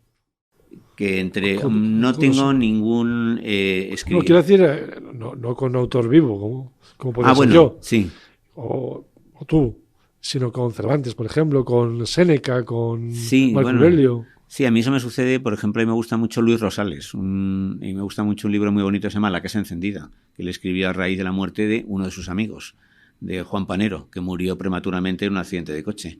Entonces sí es cierto que hay autores pues hacia los que siento casi una sensación de amistad, o me gusta mucho Borges, aunque luego él como persona había muchas cosas que me desagradaban de él. Y en los libros de Vargas Llosa también me encuentro muy cómodo, muy a gusto. Y ahí pues, o en el mundo de John Ford, yo soy un grandísimo apasionado de John Ford. Tengo material de sobra para sacar un libro sobre John Ford, pero en las grandes editoriales me advierten que no se van a vender más de 1.500 ejemplares. Y las grandes editoriales piensan en cifras de 5 o 10.000 como mínimo, ¿no? Como mínimo. Entonces sí es cierto que escuchar a los Beatles, ver una película de John Ford o leer, pues yo que sé, una novela de Stevenson, te hace sentir que estás en compañía de un muy querido amigo. También luego entre los escritores tengo amigos excelentes como Eduardo, pero no tengo amigos súper íntimos entre escritores muy conocidos. Yo tengo muy buena relación con Fernando Aramburu, pero no somos amigos íntimos. Yo de hecho hablo de él en El elogio del amor, le dedico un capítulo porque nos dimos un paseo por el Retiro. Con Arturo Pérez Reverte tengo un trato cordial, con Lorenzo Silva tengo más trato, pero con ninguno he llegado a tener pues una amistad muy, muy íntima. Claro. ¿Y no crees, se me ocurre ahora que luego es interesante eso que dices sobre John Ford, que es un corsé enorme eso de las ventas? Oye, si tú crees que lo debes escribir, escribe el libro, aunque vayas a vender 1.500 ejemplares, pues maravilloso. Es que solo pensar en lo que uno va a vender me parece tristísimo. A mí me parece que es una forma casi de castración, parece que te están amputando algo, ¿no? Y lo que pasa es que, bueno, tienes que encontrar una editorial que esté dispuesta a publicarla. Ahora mismo las grandes editoriales no se meten en ese tipo de proyectos. Siempre buscan superventas. Ahora con mis editores me dicen, no, hombre, es que ahora no vamos a ir de más a menos. O sea, que pases de vender 25.000 a que vendas 1.500 ejemplares. Porque es que además a ellos no les salen las cifras tampoco. Porque para ellos tienen que hacer hacen tiradas mínimas de 4.000 ejemplares. Y realmente si tiras 4.000 ejemplares de un libro de John Ford, es muy difícil que se vendan. Tienes que irte a una editorial pequeña. Y el problema es que también te haces la competencia a ti mismo. Porque a lo mejor al tener varios libros en el mercado a la vez, pues eso tiene que haber una distancia entre un libro u otro. Pero yo comparto lo que ha dicho Eduardo y la verdad es que estoy un poco harto de este tema, del tema de las cifras. Lo que pasa es que los escritores también necesitan dinero para vivir, que es algo que se olvida, para comer. Yo tengo la suerte de que yo he sido profesor, estoy jubilado, tengo una buena pensión, mi mujer también está jubilada, tenemos la casa ya pagada, etcétera. No tengo grandes necesidades económicas. Y la literatura me aporta un complemento.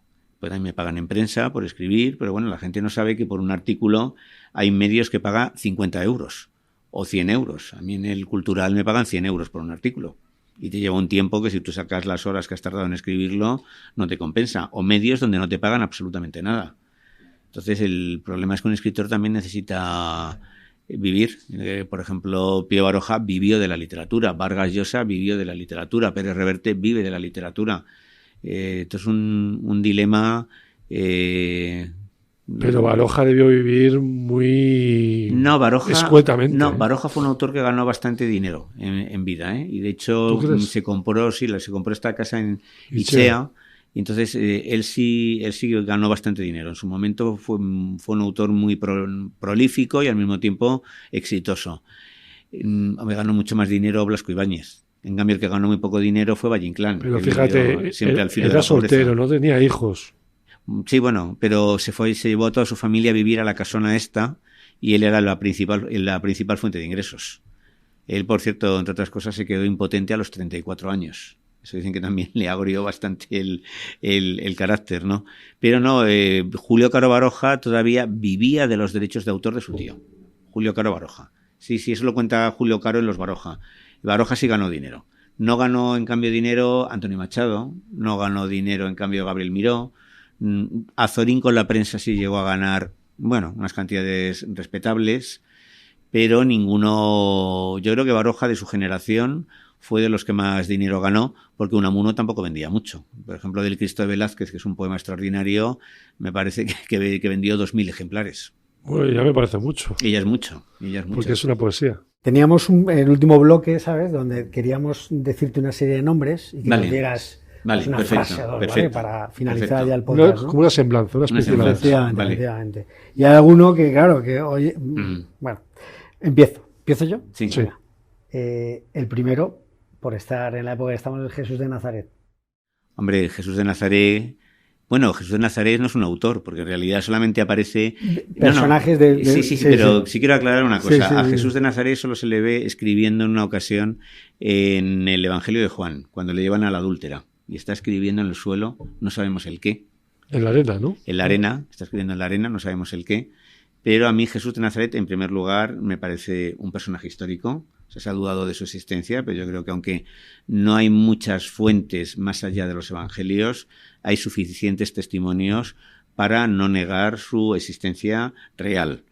Otra cosa, bueno, algunos aceptarán que es el Hijo de Dios, otros pueden opinar que eso que se ha llamado ser Hijo de Dios no consistió en ser engendrado por el Espíritu Santo, sino en el vínculo que estableció con Dios, donde además Jesús comprendió que Dios no era un poder lejano y terrible, como se creía en la Antigüedad o en el Antiguo Testamento, sino un padre como el de la parábola del hijo pródigo, un padre que perdona sin imponer penitencia, porque cuando el hijo pródigo vuelve a casa, el padre no le dice, y ahora vas a hacer esto y lo otro, sino que simplemente le abraza y celebra su regreso. Yo pienso que seas creyente o no, las enseñanzas morales que transmite Jesús de Nazaret en los evangelios, a través del Sermón de la Montaña, a través de las bienaventuranzas, tienen una validez universal y que han conmovido incluso a personajes como Pasolini, que era comunista, ateo y homosexual, y sin embargo hizo la mejor película que se ha hecho sobre Jesús. La que hizo Mel Gibson es auténticamente, es abominable, absolutamente abominable. En cambio, Pasolini hizo una película protagonizada, por cierto, por un español, que se llamaba Enrique Irazoqui, una película bellísima, se la dedicó a Juan XXIII, el Papa Bueno, y Juan XXIII se sintió pues muy cómodo con esa película. De hecho, el Vaticano ha dicho que es la que mejor refleja pues quién fue Jesús de Nazaret. Yo creo que fue un gran maestro moral y así lo reconoce incluso el Islam, que es uno de los... No se puede ser musulmán y odiar a Jesús de Nazaret o a María de Nazaret, porque reconocen pues el carácter trascendente de ambos. ¿Ortega y Gasset?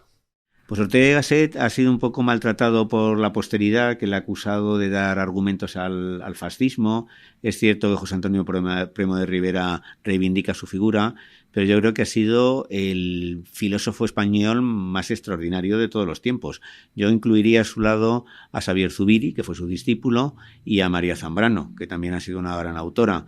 Pero Ortega nos ha dejado una obra enorme, que además él utilizó el periodismo para acercar la filosofía al público no especializado.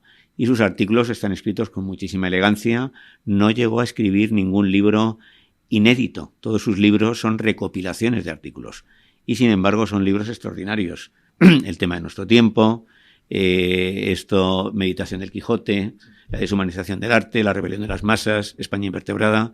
Yo creo que es uno de los grandes intelectuales del siglo XX que no está suficientemente valorado, con una prosa que a mí sí me gusta, aunque Borges se metió con ella, dijo que tenía ocurrencias ocasionales y que verdaderamente nos sigue proporcionando lecciones muy valiosas. Por ejemplo, estamos viviendo lo que él ya pronosticó, la rebelión de las masas, que se produjo en los años 30, que significó el auge de los fascismos, de los totalitarismos, y un poco estamos volviendo a esas masas que han perdido el sentido de la proporcionalidad y que se están dejando llevar por las pasiones más ciegas y más oscuras. El Papa Francisco. Bueno, hoy ha muerto. Yo le apreciaba muchísimo. Yo creo que le hubiera gustado llevar las reformas que emprendió mucho más lejos, pero ha tenido al enemigo en casa, a la curia. Yo creo que es uno de los grandes papas de los 2 últimos siglos. Yo ahí incluiría a Juan XXIII, que fue el que promovió el Concilio Vaticano II, que fue, yo creo que la primavera vaticana, el momento más brillante de la Iglesia Católica en los tiempos, en la Edad Moderna, la Edad Contemporánea, perdón. A Pablo VI, que también fue un gran papa. Juan Pablo I probablemente habría sido un buen papa.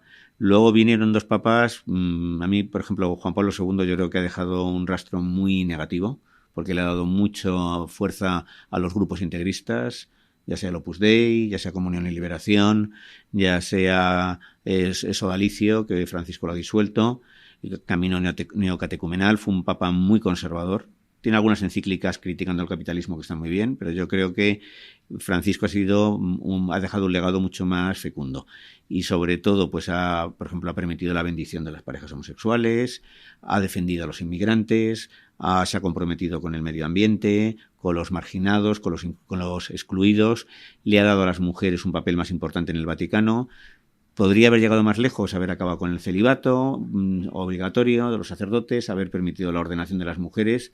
Pero si hubiera dado esos pasos, yo creo que se hubiera producido un cisma en el interior de la Iglesia Católica, porque tenía muchos enemigos, incluso entre los cardenales.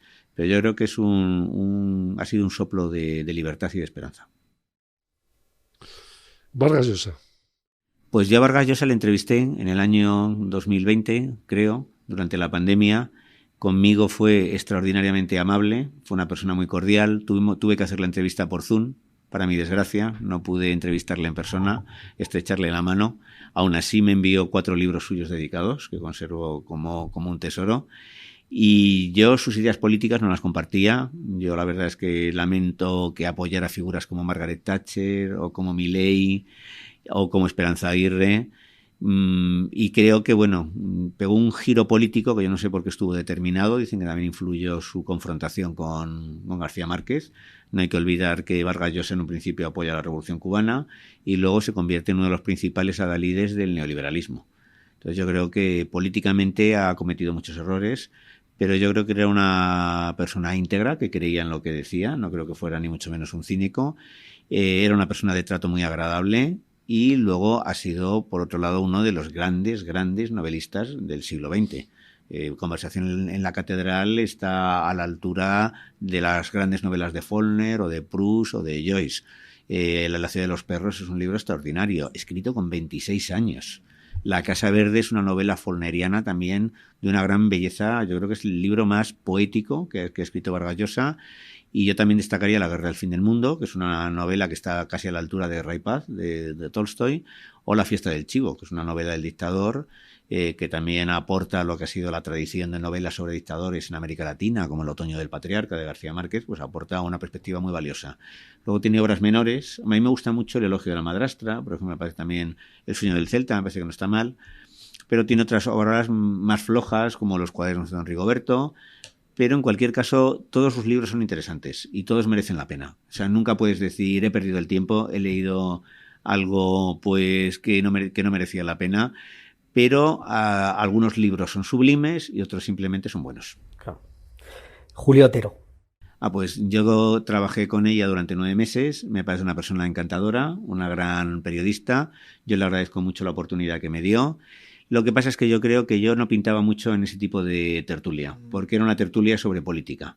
Y se hablaba de temas en los cuales yo no tenía nada que aportar. Véase, pues yo qué sé, los pisos turísticos, las Golden Visa, o los conflictos, los pactos de Sánchez. Y entonces los temas yo creo que aporto más cuando se habló de literatura, de filosofía. Entonces yo estaba un poco como pez fuera del agua.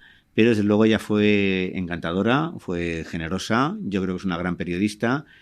Y luego, eso sí, entre los contertulios hay algunos que recuerdo con muchísima simpatía, como Fernando Ibasaki, que era una persona encantadora, o Carolina Vescansa, o Arantxa Tirado, o Julián Casanova, y otros que no voy a mencionar, que para mi gusto son un ejemplo de periodismo agresivo que yo no comparto y que considero dañino. ¿Marco Aurelio? Marco Aurelio es uno de los grandes estoicos. El estoicismo en realidad empezó mucho antes que él. Él forma parte del estoicismo romano, el estoicismo tardío, como Séneca. Y bueno, pues yo creo que nos ha aportado a través de sus meditaciones, que inicialmente se titulaban Cosas para mí. Él no pensaba publicarlas. Nos ha aportado también grandes lecciones, ¿no? Como por ejemplo el autodominio, la regulación de las emociones. Uno de nuestros problemas es que nos vemos desbordados por el miedo, por la angustia, por la ambición. Y él un poco en sus meditaciones, que son muy cortitas, nos enseña pues la importancia de controlar nuestras propias emociones, adaptarnos pues muchas veces a las circunstancias, y también nos da grandes lecciones sobre la amistad, sobre la ética, sobre política. Fue un gran emperador, fue un excelente filósofo y tiene una pluma además muy, muy bonita, ¿no? Escribe muy bien. Y para finalizar, que también sale en este libro, Javier Marías. Pues Javier Marías yo le admiro muchísimo como novelista. Es uno, pienso yo, es el mejor novelista de su generación, el mejor novelista español de su generación. Era una persona que tenía fama de arrogante y distante y sin embargo conmigo fue extraordinariamente amable y cercano. Yo creo que nos entendimos muy bien desde el principio, y lo que pasa es que tuve la desgracia de que también le entrevisté durante poco después de la pandemia. Yo no sabía que él estaba enfermo, que él tenía fibrosis quística y EPOC, y que ya no salía casi prácticamente, los 2 últimos años de su vida casi no salió a la calle. Y yo escribí un cuento sobre él que se llamaba El día que no conocí a Javier Marías, que se publicó en Zenda, que a Pérez Reverte le hizo mucha gracia, y que yo me presentaba como un fan enloquecido que rondaba por su casa con la intención de asaltarle y de hablar con él.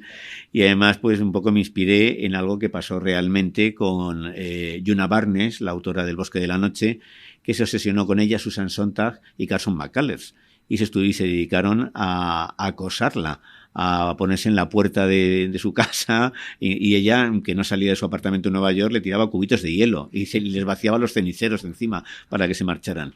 Pues yo hice un relato de carácter humorístico y bueno, tuvo mucho éxito, y un día él me llamó por teléfono. Pidió mi número de teléfono, y un día me llaman y me dicen, ¿Rafael Narbona? Digo, sí, soy yo. Pues nada, soy Javier Marías. Y estuvimos hablando 1 hora y media. Hablamos de literatura, hablamos de su barrio, Chamberí, del mío, de Argüelles, hablamos de Tintín, y me pareció una persona amable, encantadora, inteligente, Y luego, más adelante, le pedí hacerle una entrevista para El Cultural en una época en que él ya no daba entrevistas y, sin embargo, me dio una entrevista que está, por cierto, subida en YouTube, porque por un lado se publicó en papel y luego yo la grabé y la publiqué. Y yo creo que era una persona muy elegante. Yo cuando le escribía un mensaje por correo electrónico, él me respondía, le escribía a mano, su secretaria escaneaba la carta y luego me la mandaban por correo electrónico. Y él me dijo, bueno, me han dicho que soy uno de los escritores más elegantes de España. Y dice, ya con eso me han comparado, no sé si con Bogart y Brummel y ya, bueno, para mí eso es el mayor honor que podía soñar. Yo hace poco estuve en su casa, hablé con su portera y le describió como un perfecto caballero. Aparte de eso, yo creo que ha dejado novelas magistrales como Berta Isla, Thomas Nevison, Corazón tan blanco, Mañana la batalla piensa en mí, Todas las almas, y una novela infravalorada, pero yo creo que es la mejor, que es Tu rostro mañana. Es una trilogía. Luego tiene un libro muy bonito, no sé si has leído, que te pega muchísimo. Vidas escritas. Ese libro lo he leído, releído, y es una gozada. Es un libro que además cuenta cómo la madre de Turgeniev mató a uno de sus criados dándole con un leño en la cabeza y luego se sentó encima de él con un almohadón y lo asfixió. Tiene cosas, el libro, de mucho humor. Javier Marías tenía mucho humor. Y sí, se lo he leído también, como también tiene un libro sobre cine, que no recordará el título, donde habla de una de sus películas, de su película preferida, que también es una de mis películas preferidas, que es El fantasma y la señora Muir, protagonizada por Rex Harrison y por la bellísima Jean Turney, y dirigida por Mankiewicz. Y es una de las primeras películas de Mankiewicz, pero es una película de una viuda que se enamora de un capitán de un lobo de mar ya fallecido, que es el fantasma de una casa, la casa que ella alquila. Yo lo entrevisté también. ¿Tú lo entrevistaste? 2 veces. ¿Y qué tal la experiencia? Pues muy bien, porque pues sí. ¿En su casa? Me acuerdo que el hombre fumaba muchísimo, sí, y se levantaba al ventanal para abrirlo y decía, es que voy a abrir porque fumo mucho. Y luego, pero muy cordial, efectivamente, amable. Tenía la casa llena de libros, tenía la pared llena de libros yo creo que con traducciones de sus libros. O sea, vivía... Y que tenía cartas de Faulkner, cuentan, cartas de Henry James. Me regaló un libro suyo, me regaló una traducción de un libro de... ¿El Tristan Sandy, tal vez? No, me regaló la traducción de este libro de Conrad. El espejo del mar. Sí. El espejo del mar. Sí. Porque él decía que era una joya, vamos, que se había esforzado muchísimo esa traducción, y es una traducción que a Pedro Reverte le encanta. Sí, eran muy amigos, de hecho, Javier Marías, y yo creo que Javier Marías hubiera merecido el premio Nobel, es una injusticia que no se lo dieran. Sí, yo no lo he mencionado, pero él, su muerte, aunque fue una neumonía, los problemas de salud venían porque creo que se fumaba 5 paquetes al día de tabaco. Entonces eso le provocó pues un deterioro de los pulmones. Y es una pena porque murió relativamente joven, murió solamente con 70 años. Él dejó de dar entrevistas cuando empezó a estar enfermo, porque tenía miedo de coger una gripe. Le dijeron, como cojas una gripe o el COVID, no lo cuentas. Entonces por eso se parapetó en su casa. Y luego, por otro lado, él tuvo una experiencia horrible con una periodista que se iba a citar su nombre, que es Gabriela Weiner, que la invitó a su casa a que le hiciera una entrevista y ella le hizo un retrato cruel, le describió como machista, arrogante, elitista. Fue un artículo miserable. Y entonces yo creo que después de eso él dijo, se acabó. O sea, tú invitas a alguien a tu casa, le tratas bien, le enseñas tu biblioteca y luego encima le hace un reportaje descalificándote y acusándote de un montón de cosas que son absolutamente falsas. Así que bueno, yo Javier Marías me hubiera gustado estrecharle la mano, pero solamente pude llegar a hablar. Bueno, hablamos. Yo lo hice, gracias a Dios, y la verdad es que tengo un recuerdo buenísimo. Efectivamente, pero es posible que tuviera prevención, que fuera desconfiado. Es posible también. Sí, pero también había sufrido muchos ataques. Él también tenía opiniones muy polémicas y eso suscitaba también pues muchos ataques por parte de las feministas que le acusaban de machista y él no lo era, para nada, todo lo contrario. Y yo, pues bueno, me hubiera gustado mucho tener la oportunidad de darle la mano, pero conservo 4 cartas autógrafas suyas y también las entrevistas que le hice. Agradecerte un montón tu tiempo, me ha encantado el podcast. Qué suerte han tenido tus alumnos. Muchas gracias. De haberte tratado, haberte conocido. Lo mismo dije cuando lo entrevisté para Hacienda. Ah, sí, pues eso es interesante. Y nada, oye, serás bienvenido cuando saques otro libro, estamos en contacto y muchísimas gracias por todo. Pues muchísimas gracias a vosotros y esto ha sido pues un encuentro entre amigos. Claro que sí, muchas gracias. Hasta pronto. Espero que te haya gustado el episodio de hoy. Si quieres ayudar a que el podcast siga creciendo, recuerda que puedes suscribirte en elaprendedor.com. También puedes recomendarlo en tu entorno, en las plataformas de podcast o en redes sociales. Si quieres contactar con el podcast, no dudes en comunicarte en hola@elaprendedor.com o en las redes sociales. Muchas gracias por estar por aquí y no te pierdas el próximo episodio.